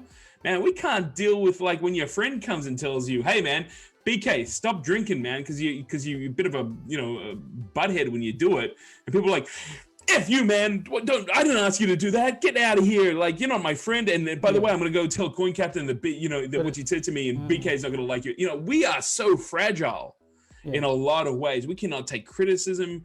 I think BK, we were talking about it at one point, where there's this Aramaic word called tahacha. I think that's how you pronounce it. Unfortunately, my Aramaic, given the fact that it's a dead language, isn't the best. But the idea was, you had an obligation to tell your friend if he was doing the wrong thing, just so he could step aside. Well, a lot of people say now you can't do that anymore, because people don't have the strength in their own self-knowledge and self-image to be able to do that. So again, like, if we were living, can you imagine the world where you just walk in a bank and be like, give me all your silver? Why? God told me to do it. It's all good. Yeah, it's more about the balance. People be like, what? What's going on, right? Because it actually reminds me of a joke. Actually, I want to lighten this up a little bit, and I want to hear what you've got to say, Coin. But I think you'll appreciate this. This guy's about to take his life, and he never goes to church. He never prays. He goes into a church and he's like, God, please forgive me. I'm going to take my life. And he hears the Lord. And he goes, son, I hear you. I hear your pain. Follow my directions. And he goes, wow, God, yeah, okay, no problem. So he gets up and he goes, go to the bank. So he's like, okay. He goes to the bank and he hears the Lord say, take out all your money. And he goes, all right, you're God. You know what my situation is. He takes all his life savings, stands outside the door, and he goes, go to the casino. And he's like, all right. Cool, we're gonna go to the casino. I don't know, maybe God's gonna, help me out of the casino. Maybe all my troubles will be gone, all the rest of it. No problems. Gets the casino, standing in the front lobby, everyone's there. You can see the slot machines, all the rest of it. And he hears God speak out and he says, go to the blackjack table. And he's like, all right, cool, here's where it's happening. And he gets to the blackjack table and he goes, put your life savings down on this hand. And he's getting excited, man. He's getting excited. And the croupier has to call the manager over because it's a big sum of money, and he's like, so what do I do? And they talk and they're like, okay, we're gonna do it all in one hand. And the dealer puts the first card, and it's a it's a 10. And he's getting super excited. And he's like, what am I going to do now? And he hears the Lord say, hit. And he's like, all right, no problem. He goes, all right, hit me. It's a 7. And he's getting super excited. Like, it's 17. I'm like, that's amazing. And he goes, all right, you know what? Maybe we should hold, whatever. And he hears the Lord say, hit. And he's like, all right, you know what? Trust you. Not a problem. 2. And he's like, wow, I'm going to be rich. All my problems are solved. This is awesome. And he goes, all right. And he hears, hit. And he's like, what? And he's like, hit. And the next card's a 4. And he's like, what now? And he hears the word, shit. Obviously not a good joke, but... He crapped his pants. Right, absolutely, right? Yeah, like, you know, yeah. the point being, you know, you can't, you know, the strength of being a human being is the fact that you've got to make your own calls. There's no guarantee in anything. And maybe, you know, I thought it was a funny joke. Maybe it was completely off thing. But again, given the what we're talking about, you know, well, I expected him to lose, but I didn't think it was going to be in that reaction. Well, there you go. Well, you know what?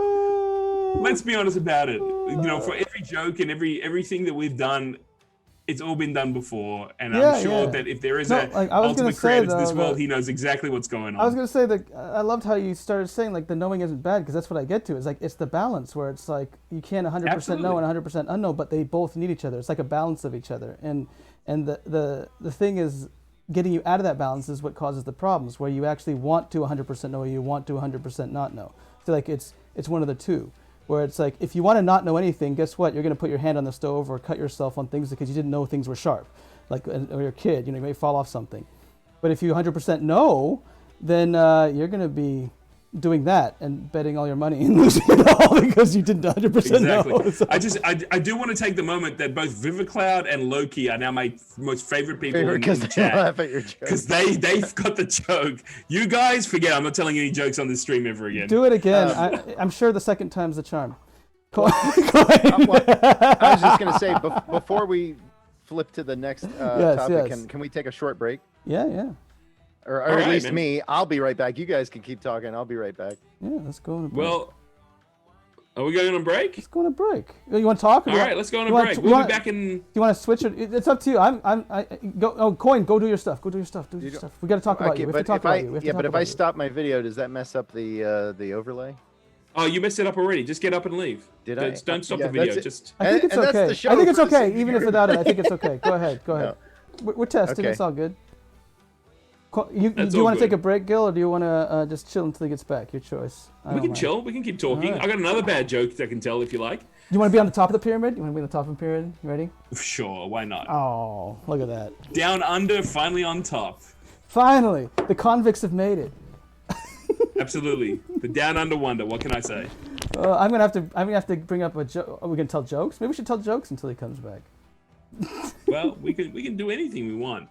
It's your pyramid. It's your pyramid now. Yeah, you that's can do okay. whatever you want. But you know what? Look, 28 viewers, 18 followers. We thought we would get no one here today. Yeah, thank you guys so much. Delivery for was being great. here. Says Elf says the joke was okay. Fair enough. Yeah, the delivery was great. You delivered it like a pro. That's okay.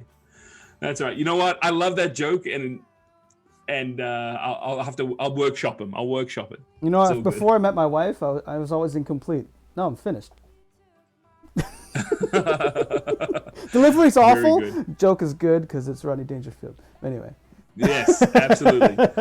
My favorite Rodney Dangerfield line was, they call my daughter Federal Express because when she meets a new guy, she absolutely positively has to be there overnight. And I'm like, there's a whole generation that's like, oh my gosh, that's awesome. So good.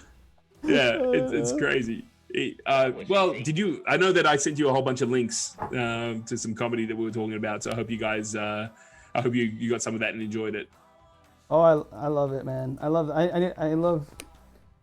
didn't get to see much Gilbert Gottfried, so I'm glad of all the links that you sent me because it sounds like you've seen a lot of Gilbert. So. You know what? Yeah, last time I was in New York, I worked tooth and nail to try and meet Gilbert. If anyone knows about Gilbert Gottfried, he will do anything for a free lunch. And what I mean by free lunch is I would have to take him to a smorgasbord place where he could take food in his backpack. He loves a free ride. And like I was saying, it was just basically, I knew a few people. It just didn't tee up. And one day I hope I get the chance to meet the amazing Gilbert Gottfried, who had me in stitches for a long time. It's so much pleasure I get from his stuff. Talk about like knowing a line and going over it, past it, and just going past it until it's funny again. He is amazing at that. It's great. I was just laughing at Pro delivery for sure, just a shitty joke. Oh, thank you, VivaCloud. I was just laughing fair enough. Someone's asking also, how old were you when you met your life? When you met your life, BK? I mean, your That's wife. true. That's a Freudian slip, but that's true. Without her, I have no life. But like, 21, and a couple weeks later, I turned 22. So, 21, 22. Oh, dude, you're a baby. When I met her, yeah. So this is kind of interesting because you're married. Coin Captain's married. I'm not. I never have been. Oh. But you're in a long-term relationship, right? I've been in many long-term relationships. But there is a difference between being in a long-term relationship and being married. So, of course. Yeah. Right. Sexy time is for you. You got. But you did come close, as I recall. Yes, absolutely. I've come close a number of times. And then I get to my senses and realize I shouldn't be marrying a guy. It's like a dog or a horse. A brick, house brick. No, I mean, look, but it's interesting. Like everyone's journey is different. Like we all end up at the same place in the end. It's like, it's how the pathway goes. But do we really know that? Well, you know what? We will one day, I hope. Yeah, that's true. Well, one way or the other. I noticed you're back. You're on top now. Yes, well, I'm a very big draw. As I was saying to you once before, it's the great and near great. So, you guys. Well, cheers. Near great. Cheers, my hearty. It's your turn. Take it away. What do you got for us, Gil? Yeah. Come on, you got to go big tonight, man. This is your big debut. Well, you know what? Okay. Yes, I know. Like I'm gonna have to sit over here because I got a big star in my forehead. Oh no, don't worry. It gets part of your charm. Sexy time for Gil. Well, it's not. You know what? Yes, BK Johnson. I want to be a guest on Sexy Time now. That's what I wanted to tell you. Yeah. It's like Now that you've told me, I'll send it to the committee. You must have 3 full votes. No. Yeah, no, it's all good. I don't know if one of us. One of us. No, you know what? If you put me on Sexy Time, it'll be awkward time for Gilly P. Okay. Maybe it's not. We'll see what happens. You can lurk. We enjoy you lurking and giving your expertise on a fake account. That's cool too. Yes. I've got Gil's fake account for Sexy Time. No one will know it's me. No one will know. Funny and evil woman who eats your soul and steps into your heart isn't worth it unless you find a good person. It's not worth it. Absolute Overseer. You know what? You should never marry the wrong person. And I consider myself very lucky that I didn't put my fingers in PowerPoints twice. I'm gonna leave that there because it could be kind of misconstrued. It's kind of funny. My baby mama can help you with that. Thank you so much, VivaCloud. That's not a problem. All right, I had to remember what it was. Oh, of course, this is the question I was going to ask. I vote Gil to host it. Oh, Rob Mack. Sorry, Rob Ozzy, you're going to get me into trouble hosting a whole bunch of things that I probably shouldn't be talking about. I'm scared now. Yeah, me too. I'm totally scared. I'm like, maybe I should better have some more rum. I'm bracing for impact here. Yes. So this is what my question I was going to bring for this very first episode of Trilogy was, we've all been kind of touched one way or another by the COVID-19 crisis. I just want to make sure everyone was like, what's he going to be being touched by? VivaCloud's making me laugh with what's going on. VivaCloud's like, my baby mother can help. She's helped everyone. Okay, so no, VivaCloud, you're making me laugh, which is great. I love. You know what? I love the interaction. What's going on? Well, as I was saying, everyone here has been kind of affected one way or another by the coronavirus and the pandemic and the shutdown of a lot of stuff. Travel was a big thing. Just before this actually happened, I was planning to travel and. First of all, I wouldn't be streaming, but I was actually on my way to Huntsville, Alabama, to go and spend 6 months as what they call a crew trainer at Space Camp. So I had just gone over there in December, was so blown away by the program that I had applied, was successful. It was March 12th. The training was about to begin. I had my ticket. I had told work, you know what, I needed some time off. Wow, that was a great move for me, because like they got someone in there, and basically, then they were like, you know what, we're not going to bring people back because it's kind of a hard one. But I didn't get to go and get some downtime and change scenery, or even have a vacation, because part of traveling out there was I was going to go with the amazing person who's in my life right now. And we're going to do a vacation. Then I was going to continue on and then go and start working at Space Camp at the United States Space and Rocket Center in Huntsville. Definitely go there if you ever get a chance, if you're interested in that sort of stuff. That's the host of this very first Trilogy Show. So my question to the rest of you, and also Coin Captain, BK, and all of you in the chat room is, what are your plans when we are able to travel around again? When are we once we're able to get on plane? I mean, I know Coin Captain, it is like, that's a big thing for you, because that's your bread and butter, right? Right. And I'm hoping like you'll jump on a plane and come to Australia, and then I know we'll drink so much rum, you'll miss your flight back out, and you can come hang out with me for a bit. But for BK, do you have plans? I know I have plans, but I don't know if I'm going to be able to go back to. I don't know if I want to go back to Space Camp. Nothing worse than sitting in a capsule with a whole bunch of kids who are coughing and potentially COVID transmitted. This is not the time to be like having people all around the world come to one place. But that's my thought. What's going on with you? Like, Coin, do you want to start it off? Because I think you've definitely got a number of things to say on this subject.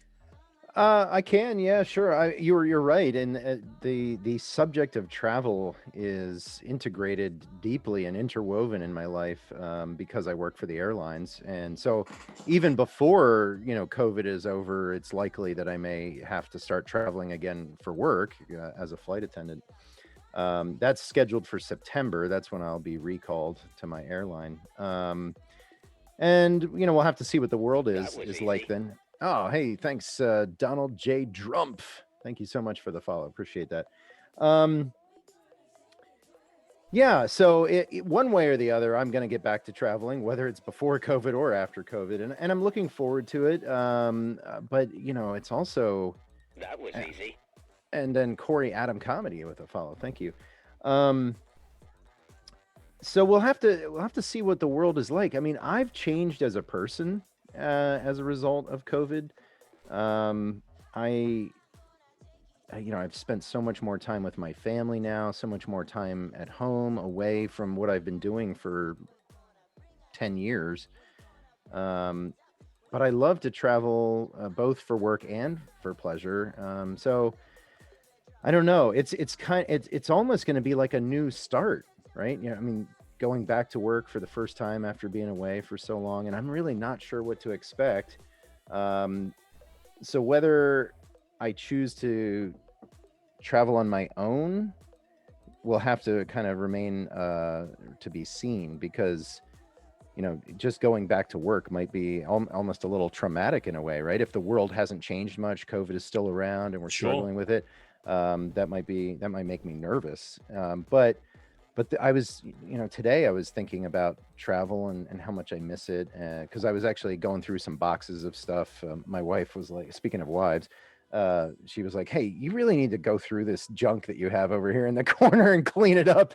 So I was going through some boxes, and I came across a bunch of old like travel brochures and things that I had saved up from previous travels. And it kind of made me miss the places I'd been and the experiences I've had. All right, I'm rambling now, but it's okay. Keep rambling. Well, that's what we love about you. So, yeah, right. That's the only thing we love about you. How long do you guys have? I mean, it might be you guys grab a drink, sit down, let's have a little chat. Perfect for rum. I know, right? Yeah. All right. So here's what I'll say. For me personally, just my own travel, absolutely. I've made so many new friends. The two main things on my mind are reconnecting with my old friends, the friends I've had for a long time, because as an airline employee, my friends live all over the place. I actually have very few friends here in Seattle. I'd say 95% 98% of my friends all live in other states, other parts of the country. So being able to finally reconnect with them is one of the things I'm most looking forward to. Awesome. And connecting with my new friends. And you mentioned it. I mean, you kind of said it in maybe as a half joke, but yes, I'm absolutely looking forward to coming to Australia, coming to Japan, and baby. meeting all of my new friends here on that I've made on Dlive. And so, but the other thing I would say that I'm looking forward to doing is my wife and I, a couple years ago, we discovered a really nice resort that we like down in Puerto Vallarta, Mexico. And we've had a couple good travel experiences together going to these types of resorts that is all inclusive resorts. And so for me, I want to go visit all my friends. And then the second part is I need to take a trip with my wife. Leave the kids behind, the home life, all of the, and just go spend some time on the beach and in the pool and connecting and having good food and that kind of stuff. So that's what I plan to do. But it'll be interesting to see how I feel about it, because I think post-COVID travel will definitely be a different experience. And we'll just have to see. I'm not sure. Yeah. Awesome. That's really awesome. Like, and I hear it. I feel the same way.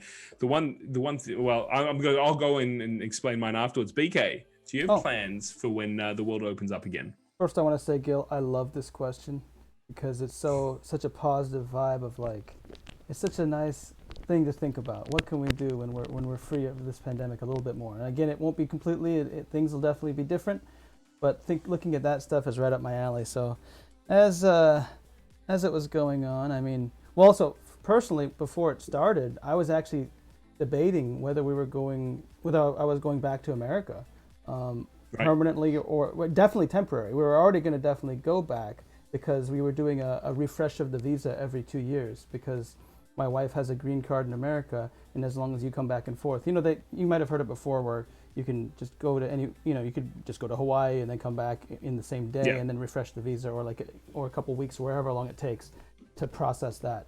So we were doing that, just visiting family. I mean, I have family there, so we were going home and to do that. But then the pandemic hit, and it was right at the time where the re-entry visa is going to expire. So we were already considering doing that. So I just think it's really interesting now that it hit. That's one thing I definitely want to do, is go back home. I haven't seen my family, and usually we'd see my family every 2 years. That was part of the benefits of refreshing that visa. So that's definitely something that I'd be going back there for. As far as permanent now, I'm not sure. That was up for debate before we were going back. But now after the pandemic, we're like, we'll leave it to when we can actually get back there, and then we'll see what we want to do. I understand that. But outside of the travel, just out of curiosity, before I'm just curious, has there been, with the green card, has that been taken, with what's going on, has that been taken into account? Like, is your wife not going to lose it because she can't travel back right now because of the travel things? Since we were married, I never believe in the American government or anything. So I basically am going to wait until it happens, until there's actually option. BK, sorry to interrupt you. The chat's saying that your mic is a little too quiet. My mic is quiet. Okay. Let me fix that. But yeah. It's too loud. No, sorry. What the? Actually, BK, if you could just turn your mic all the way down, it's yeah. Careful what you wish for. I'm just gonna turn off my noise gate. I had my noise gate on, and it might have been a little bit off. Sure. It might be a little bit rougher now, but let me know if it gets worse. But what were we talking about? Hang on. What was the? Where am I? I was just wondering whether or not there were, if people had a green card. Oh yeah, the government and thing. They couldn't. That's it. Yeah. So little short story. I'll tell you why I mean by saying I don't trust the government. When I tried to get married, when I was getting married to my wife, I would call up the government, the USCIS, United States. I forgot what it's called, but it's the USCIS, immigration something immigration. Anyway, CIS, Criminal Investigative Service. No, I stand for BK, Criminal Investigation Unit. but I'd call them up, say, tell me exactly what to do, because I would send like $1,000 or more. I can't remember how much it was. It was over $1,000 to apply so I can get married to my wife. and basically they'd say deny, take my money, say deny, and then give me it back. And so I'd call it back and said, tell me exactly what to do. This is what's happening. It's all above board here. This is exactly what's going to happen. This is my information. This is her information. That's what we're doing. Did it to the letter. They took a couple more thousand, slammed denied on it, and then sent it back. And I said, can you?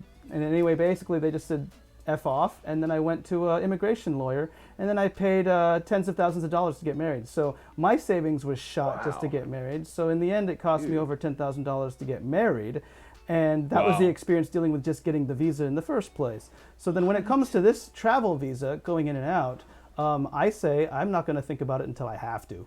So basically, that's why I said I don't trust the U.S. government on anything, because all I wanted to do was get married, and they killed my savings right off the bat. And by the way, I had to pay for a thousand, tens of thousands, or I think it was 10,000 even for the whole wedding, because we were calculating that to save some money for the visa application. So we had to do a cheaper marriage because of that.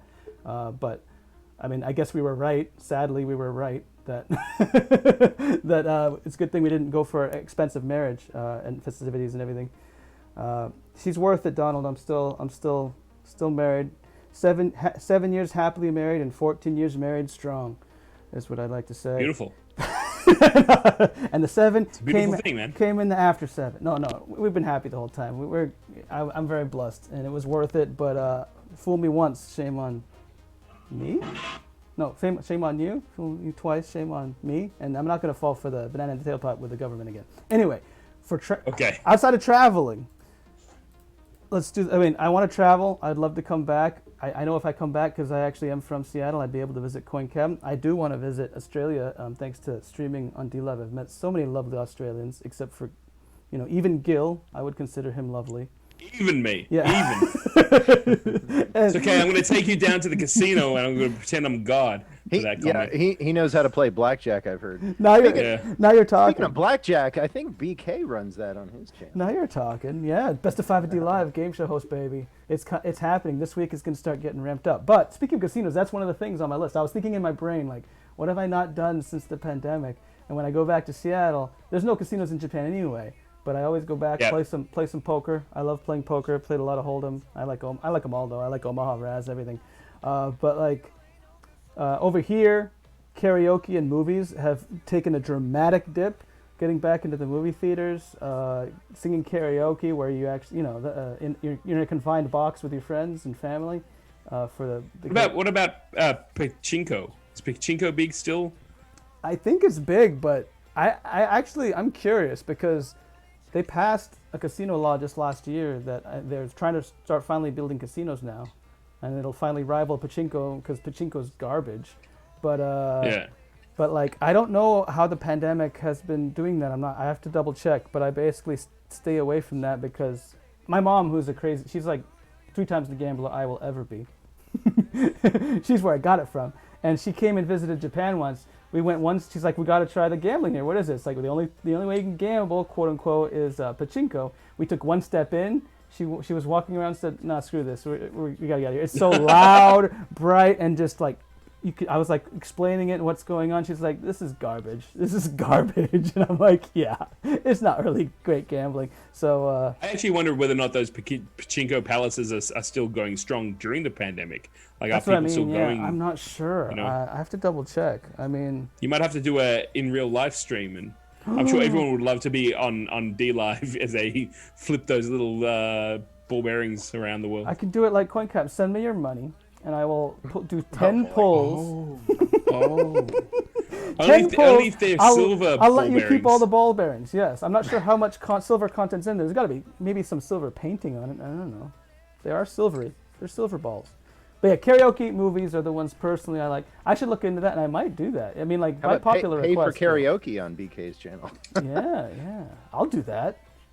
I've been giving it away for free. But anyway, and it's very similar to Coin. I'd like to take a trip with my wife for pleasure as well, leisure. Like we'd probably go to Disneyland.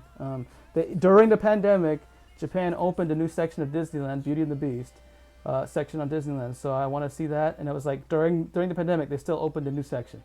So don't they have the Star Wars section there too, as well in Japan? Oh, they have tomorrow. Yeah, I'm not sure if it's the same. Are they open now?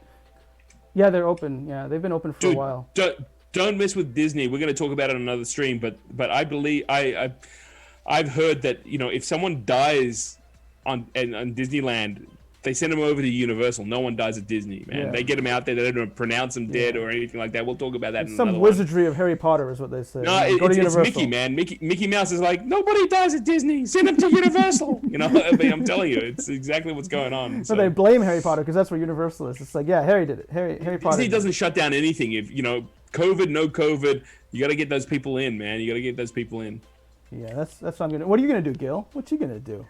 Throwing it back at me. Well, what am I going to do? Well, I'm going to, first of all, I'm going to do exactly what you guys are saying. I've got a outstanding holiday with my girl, and you know, we were planning it before, and I'm hoping it'll happen now. Killing Captain, I'm seeing that you're itching to say something. Go ahead. No, I'm looking at the chat at the same time, and they're all making jokes in the chat. About the pachinko balls, yes, I see that too. Yeah. Harvest the organs first. Well, maybe they do. I mean, you know what? We'll talk about this. That's actually one of the legit questions. I've got a little research that I'm also going to bring in, so it's going to be kind of cool.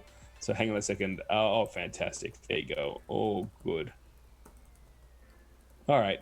I'm getting messages now, because we're going so long. It's kind of fun. Oh, but I'm sorry, my first part of it is definitely like I've got an outstanding vacation. I need to go and find some place that doesn't have too many people. We went to Vanuatu a couple of years ago, and it was really cool. Like, you can just get away from everyone. It's very nice people, very simple living, and I'd like maybe go back there or somewhere else. But we'll definitely have to work out something like that. I personally need some downtime. Forget 2 weeks. I need like a month solid, like knowing that I can just kind of push everything away for a little bit. One of the things, just like Corn Captain's saying, I've traveled the world. I've lived abroad for so many years, and I used to do that quite often. And probably for the last 15, 16 years, I was actually living outside of Australia. I have friends all around this world that I want to reconnect with. I mean, my whole plan initially was to go, as I said, to space camp. Well, our very own Burner Girl and Joshua Joe were going to come and meet me there. We were going to go and explore space camp together. That's something that's been on the list. We've talked about that openly a number of times. So that was definitely something that I probably won't be able to do with the staff right now. Thank you so much, Suki, for the lemons as well. But it is definitely, one of those situations where we have to go back. I mean, I need at least 5 days at space camp. And even though I was there with the students, there was some stuff I wasn't able to actually do. But I'd love to go back as an adult space camper and just see if I can fly the shuttle without crashing it, or maybe I'll do it differently and crash it on purpose. I don't know. Maybe that's probably something you wouldn't actually really want to do. It's probably a very sensitive subject. So I was trying to be funny and realized I probably just did a whole weird things. Yeah.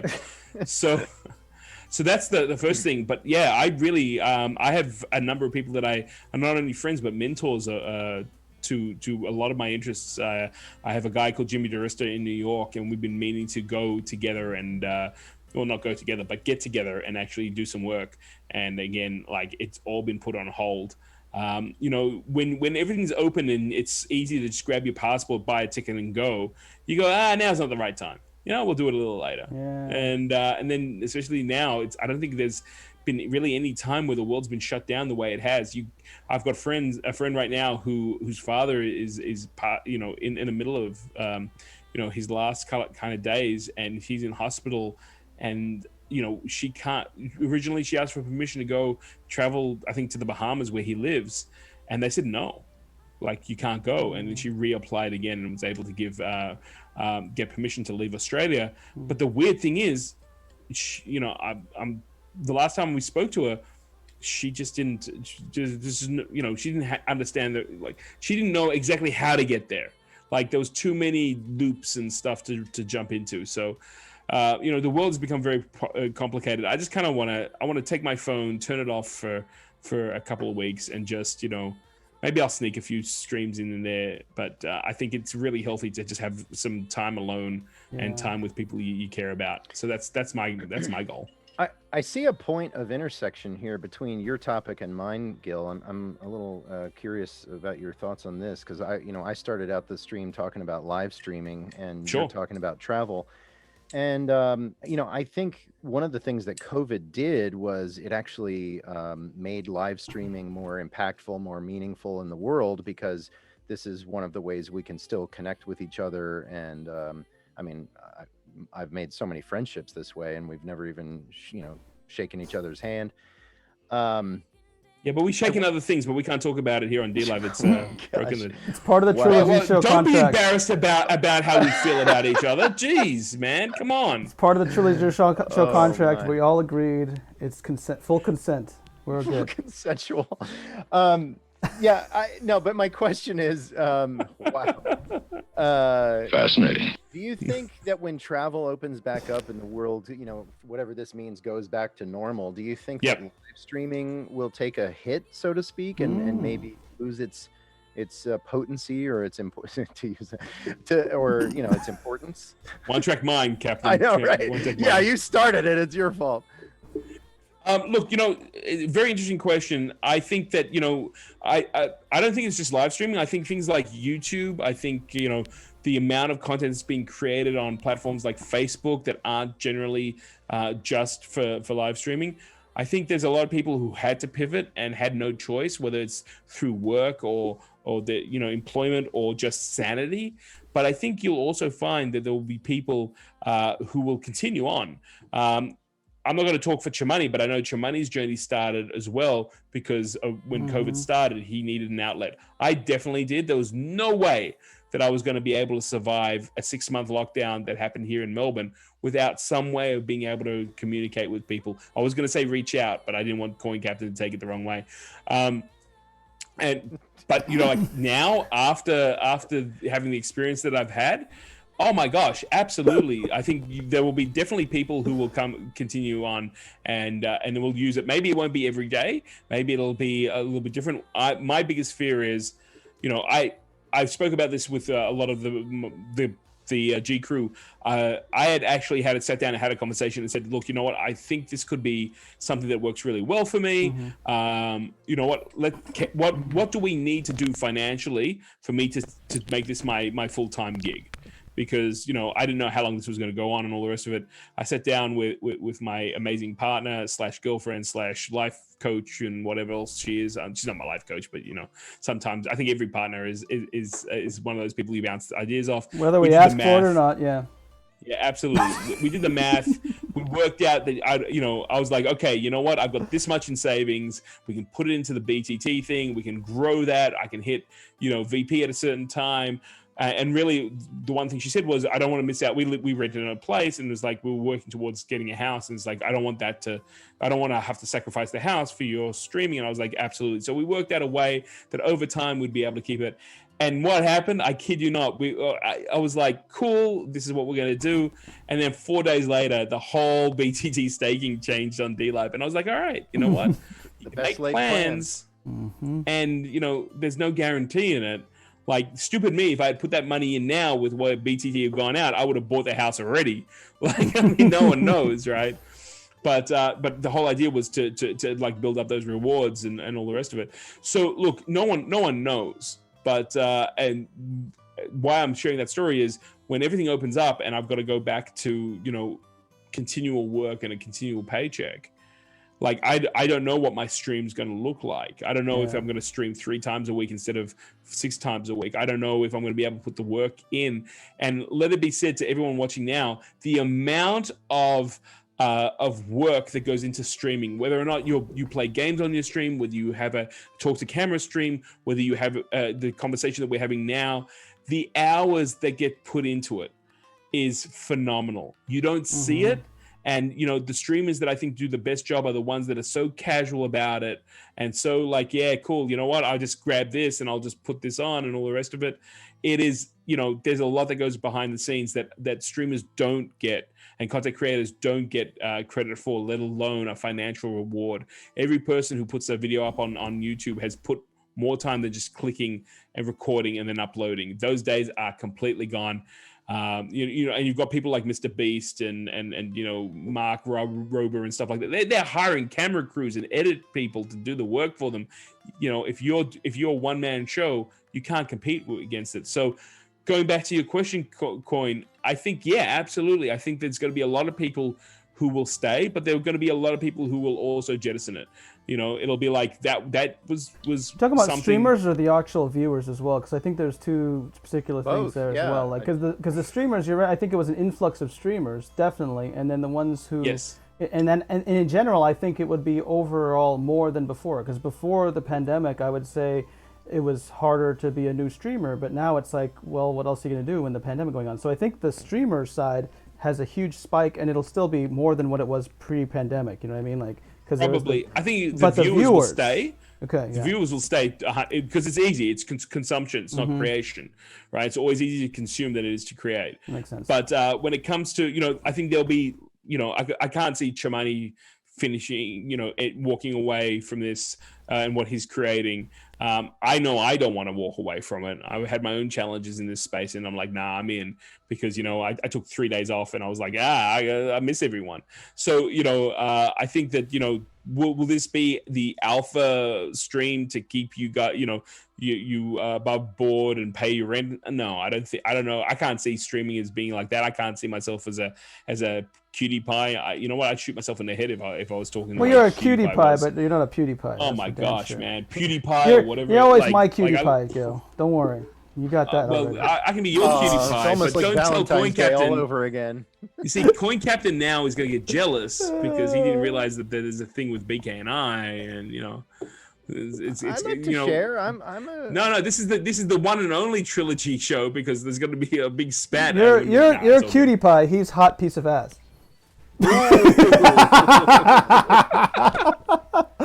You can tell when the show's starting to wind down, guys. We get a little aggressive. And that's the show, everybody. No, but you mentioned, yeah. Gil, that you know, you don't know what your stream is going to look like, you know, when the world changes again, and I would the absolute same thing for me. I could definitely identify with what you said there, because hey, thanks for the follow, Eric99. Thank you, Eric. 93. Appreciate that. The same is true for me, because, you know, in September, when I get recalled to my airline job and I'm back to flying in the skies, at least pre-COVID, I was away from home 15 days a month, right? Half the month. And, you know, who knows what it, I mean, I would I think love you're to gonna do get some creative. sort of, We've spoken about it. Maybe I'll do some sort of a travel thing, but I don't know how that's going to IRL streams, you should go IRL into streams the are cockpit, huge, Coin. Yep. talk to the captain, like be all like, hey, where we're flying to, maybe you should go somewhere else and see whether that, you know, I think you'll get lots of streams if you accidentally hijack the plane. You might not have a job afterwards. Right, you no, get a lot of No, just the travel, kids or a Coin. wife. Like I've seen so many before. Some of my favorite gaming streamers before I ever started streaming would just they'd go on a trip to Japan and they'd walk the streets and hang out with people that they met online, and that's what I think could happen with us easily, where it's like walk the streets of Australia, you're co-opting with someone who's streaming that people, you know, it's like sharing audiences again. That's totally something. And then on the end, it's your IRL after, you know, you do all that. So those are really good. Well, you know what? It's interesting that we're talking about this, because I mean, like, there will be some sort of form, and definitely I'm kind of moving towards. I mean, it's a lot. Like, it is a lot of work. I would love to get to a point where I can just hire someone to help me. It's the vacuum of doing this work day in, day out, without having someone to bounce off a lot of these things. Sometimes you hit it out of the park, sometimes you don't. But you know, a few years ago, I wanted to do a documentary, and I tried to fundraise for it. I even took it to you know, GoFundMe. And the documentary that I wanted to do was actually to go to Japan. This is why I'm telling you this, because BK, maybe we can do something about this, and actually go and interview scientists and professors about what happened at the nuclear power plant that basically melted down, and actually discuss, like, what's it mean that a certain amount of radiation escaped, and actually go there and take readings, and actually, you know, because I just remember everyone was like, there's a meltdown in Japan, you know, the radiation's in the water, you know, it's going to go and affect the world. And it was like, you know, what does that mean? And as I was doing my own research to understand it, I realized that, you know, when it comes to things like radiation, like, you could have two people standing right next to them. One person might get cancer, the other person would be fine. So there's no, it's a, you know, that it's not a clear cut. But again, what does it mean for the people in Japan? What's it mean for the towns that are there? It's been a little bit of time, but maybe that's a live streaming type, you know, thing that can then go on. I don't know. Maybe. I love it. Maybe. You know, I'm down for. You know, I always am down for at least something once. But there's plenty of things with cool stuff like that in Japan, like the Hiroshima Museum of History and all that stuff. BK, man, I actually built a Geiger counter for that. I'm gonna give it to you. Feel free to go in. I'll give you some spots. Can you just go get me some readings? I'll stay back here. Yeah. I mean, like, you know. Terrible. Yeah, like when BK suddenly starts glowing at night, we know why. You know, worst things worse. We make the next Godzilla. That's all. That's all it is about. That was easy. You know, we're talking about PewDiePie just really quickly. I like how people are like, he's, you know, I've never seen any of his streams, and overseas he goes, I saw him on South Park episode. So that's when you know you're successful. When you're on a South Park right? Was he really? They worked him into an episode? Holy cow. Oh, I'm sure it wasn't nice. Hey, got a pain coming in. Yeah, and just, we got you know. Lady Crocheter, Matt Hatchet, and Got a Pain all with follows. Thank you so much. And Suki with the Total lemons. Siege has got it. Appreciate It's that. got like Gil in real life. Gil and BK get irradiated. No, I'll give it to. I'll give the Geiger counter to BK. He can be my partner in this. There's nothing here that's not already broken, so it's okay. Oh no, it's not. Radiation fixes everything. It's better for the oil, don't you know? It's like it's more energy. Put me in, coach. Give me that Geiger You counter. got it. Guys, I'm looking at the time. I realize that I'm supposed to be streaming right now. I mean, it's been a fantastic time. You know, I'm just gonna go from this to another thing. Do we have any words of wisdom to finish this very first? This is going to be a red letter day in the history of live streaming. Yeah, the history of the internet. The internet, as a former president would say. I do the Google and I watch the Dlives. Yes. So it's kind of cool. Just out of curiosity, while we got a great audience here, and it's pretty amazing. We've got 33 people watching right now. This is our first stream. We would love some feedback. If you've enjoyed what you've seen, if you want to see more of this is the time to speak out. Throw a number 1 in the chat room. And because Coin Captain, BK, and myself, we were like, is this an idea? Is this something we want to do again? Let's give it a one shot. Let's just jump in and see what happens. Like, if you don't want us to come back, put a number 2 in the chat room. And I'm expecting a lot more 2s, which means you're going to let me off the hook to have to actually be here every Monday. But we'll see what's going on there. Actually, you know what? I tell you an even better one. Don't put a number 1 in the chat room. Put 1 lemon in the chat room. Put a lemon in the chat room if you want us to come back. Loki, give us 2 if you hate us. This is the right way. This is the right way. Give us 2 lemons if you. Coin Captain's already no. See, well, Loki doesn't want us to come back. 1 lemon. Loki gave us 2 lemons. That's it. We're done. Forget it. All right, but Coin Captain BK is the only people who are actually giving us lemons to see what's going on. I ain't going. Well, David Culp, he's like, I'll say we're enjoying it. It's kind of cool. Maybe once I'll tell you. You know what we should do if we keep going and we cross that affiliate mark. Maybe what we ought to do is let the chat pick the 3 topics for that show. Oh. Well, they can catch us off guard and see what they. Well, look at that. God of Pain says 1, 1, and 2. So I'm going to assume that that's 1 for Coin Captain. He didn't like 1 for you. BK and 2 for me. So yeah, you were the third question. You were the third question. I'll tell you what, I'm a little sad that we didn't get a follow from Sparky Radar yet. He's my first mate over on the Coin Captain channel, and we didn't even earn that follow from Sparky Radar. What was that? We didn't? I thought, well, Sparky Radar was unless I missed it. Did I miss it? Did he do it? I must have. Sparky Radar is here, but I don't think he followed. Vivian Cloud, it's fine. Thank you so much for the 1. He said he wasn't sure. He said he had to watch the show and see if he thought we earned it or not. God of Pain doesn't want us to come back because he gave us 2 lemons. Yeah. He's giving us more than that. You know what that is? He's like, no, that's too much competition. I'm sure guys, give God a Pain. He's going back and forth, 1, 1, 1. Absolutely, give God a Pain a follow. And Elf. So everybody here's a streamer. There's like so many streamers in this chat. Sparky Radar just gave us a follow. Yeah, there you go. We did it. Sparky, my man. I knew you could come through for the Trilogy Show. Keep asking, Coin. Keep asking. And CM76, thanks for the follow. Seriously though, I got to remind everybody. There's a lot of people watching. Maybe you're coming because you're a fan of BK. Maybe you're coming because you're a fan of Gil. Maybe you're coming because you're a fan of the Coin Captain. Maybe it's whatever. But if just because you're following us on our individual channels, if you haven't followed the Trilogy Show, it's not synonymous, right? This is a separate channel. Absolutely. Hit the follow button here as well. That way, when we do the show, you'll know that we're live and you can come and join us. Absolutely. So yeah, there you go. Sparky says, "Stop being captain." It's not a good look. Oh man, but Sparky. All right, I'll Sparky, beg. Everybody, please follow us. It's just not please. it's not a full stream without Sparky Radar giving you a follow, right? Now we can't host anyone right now because we literally this is I gotta say phenomenal. I three thought we get losers. 2 or 3 people, and 31 we, right now, 30s in the we've had 30s. an amazing reaction here. So we love you all for coming in Thank you so much. and supporting us. The Trilogy Show is going to be back. I was watching you count coins the other day. Says Overseer, all 3 of you. Thank you so much, Lady Crow Cheetah. Cheddar. Thanks, Cheetah. Overseer. Sorry, I should say that. No, begging on the Dlive machine, says Hendrik.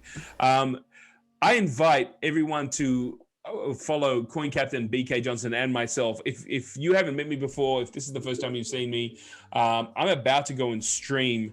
I'm going to probably take 10 minutes just to kind of have a glass of water, have something to eat. You mean a glass of rum? I need a drink tonight, absolutely. And then I'm going to do my stream. My stream right now, we're in the middle of a campaign to get to 1,000 people. We are definitely under the 100. I think we're at like 60 people that we need. I can taste it. So if you haven't, go and throw me a follow. That way you won't miss any other things. And you know what? If you don't even want to watch me, that's kind of cool too. Just go help out a Dlive stream. That's what I do, guys. That's what I do. I just go in, give him what he wants, and then get the heck out. Absolutely. He does. He throws me money and then he disappears. It's awesome. You're awesome, Gil. You're awesome. That's all I need. No watching. He's hilarious. Look at him. Look at him. Thank you so much. But from me to you, and from the Trilogy to all of you out there who have supported us so much on this very first stream, it is phenomenal. I was saying to Coin Captain, we'll get 3 people, man. Maybe we'll get 3 people to sit here and look at 35 viewers for our very first time, 27 followers. We have lots in store, but of course we just did this off the cuff, so don't think anything that's going on. We'll be back here Monday or Sunday night Pacific time. I guess it's Pacific time for us too, but it's the other side of the world, right, BK? Well, you guys are a day ahead, Monday. Right? So we're a day for ahead. me, it's Monday morning now, but for you guys, it's what, Monday evening? Yes, it's Monday evening. The sun is, you can see I'm getting darker as I'm going along because the sun is setting. Yeah. So you know what? It's awesome. We're going to be here, and then I'll talk about what's going to happen in the future on my stream. But you guys are awesome. My vino is ready. Is at the ready for the Gilpy stream? Well, Henrik, man, drink some water. Drink some water. I'm getting worried about you. Gil, but guys, if you cross that line tonight, you'd better be drinking, man. I'm going to be watching. Man, I would love to say. I would love to say that that's going to happen. That's what I'm going to be aiming for. But you know what? You don't want to miss when we cross that line. There's a big event. Believe me, a big event coming up, and it looks awesome. So good. So you know, the sooner it happens, the sooner we move on to it. Yes, you're right, Sparky. We haven't put anything in the about section. We are going to do all of that in the next couple of days. Come back. Follow us again. We will be here every Sunday night, Monday, depending on where you are. We are Trilogy. My name is Gilly P. I'm BK Johnson. And I'm the Coin Captain. And until we see you next time, be awesome. And remember, the best things come in 3s. We're going to catch you all on the flip side. Catch you very soon. Thanks from Trilogy. Have a good night, everybody. Thank you. Good night. Thank you.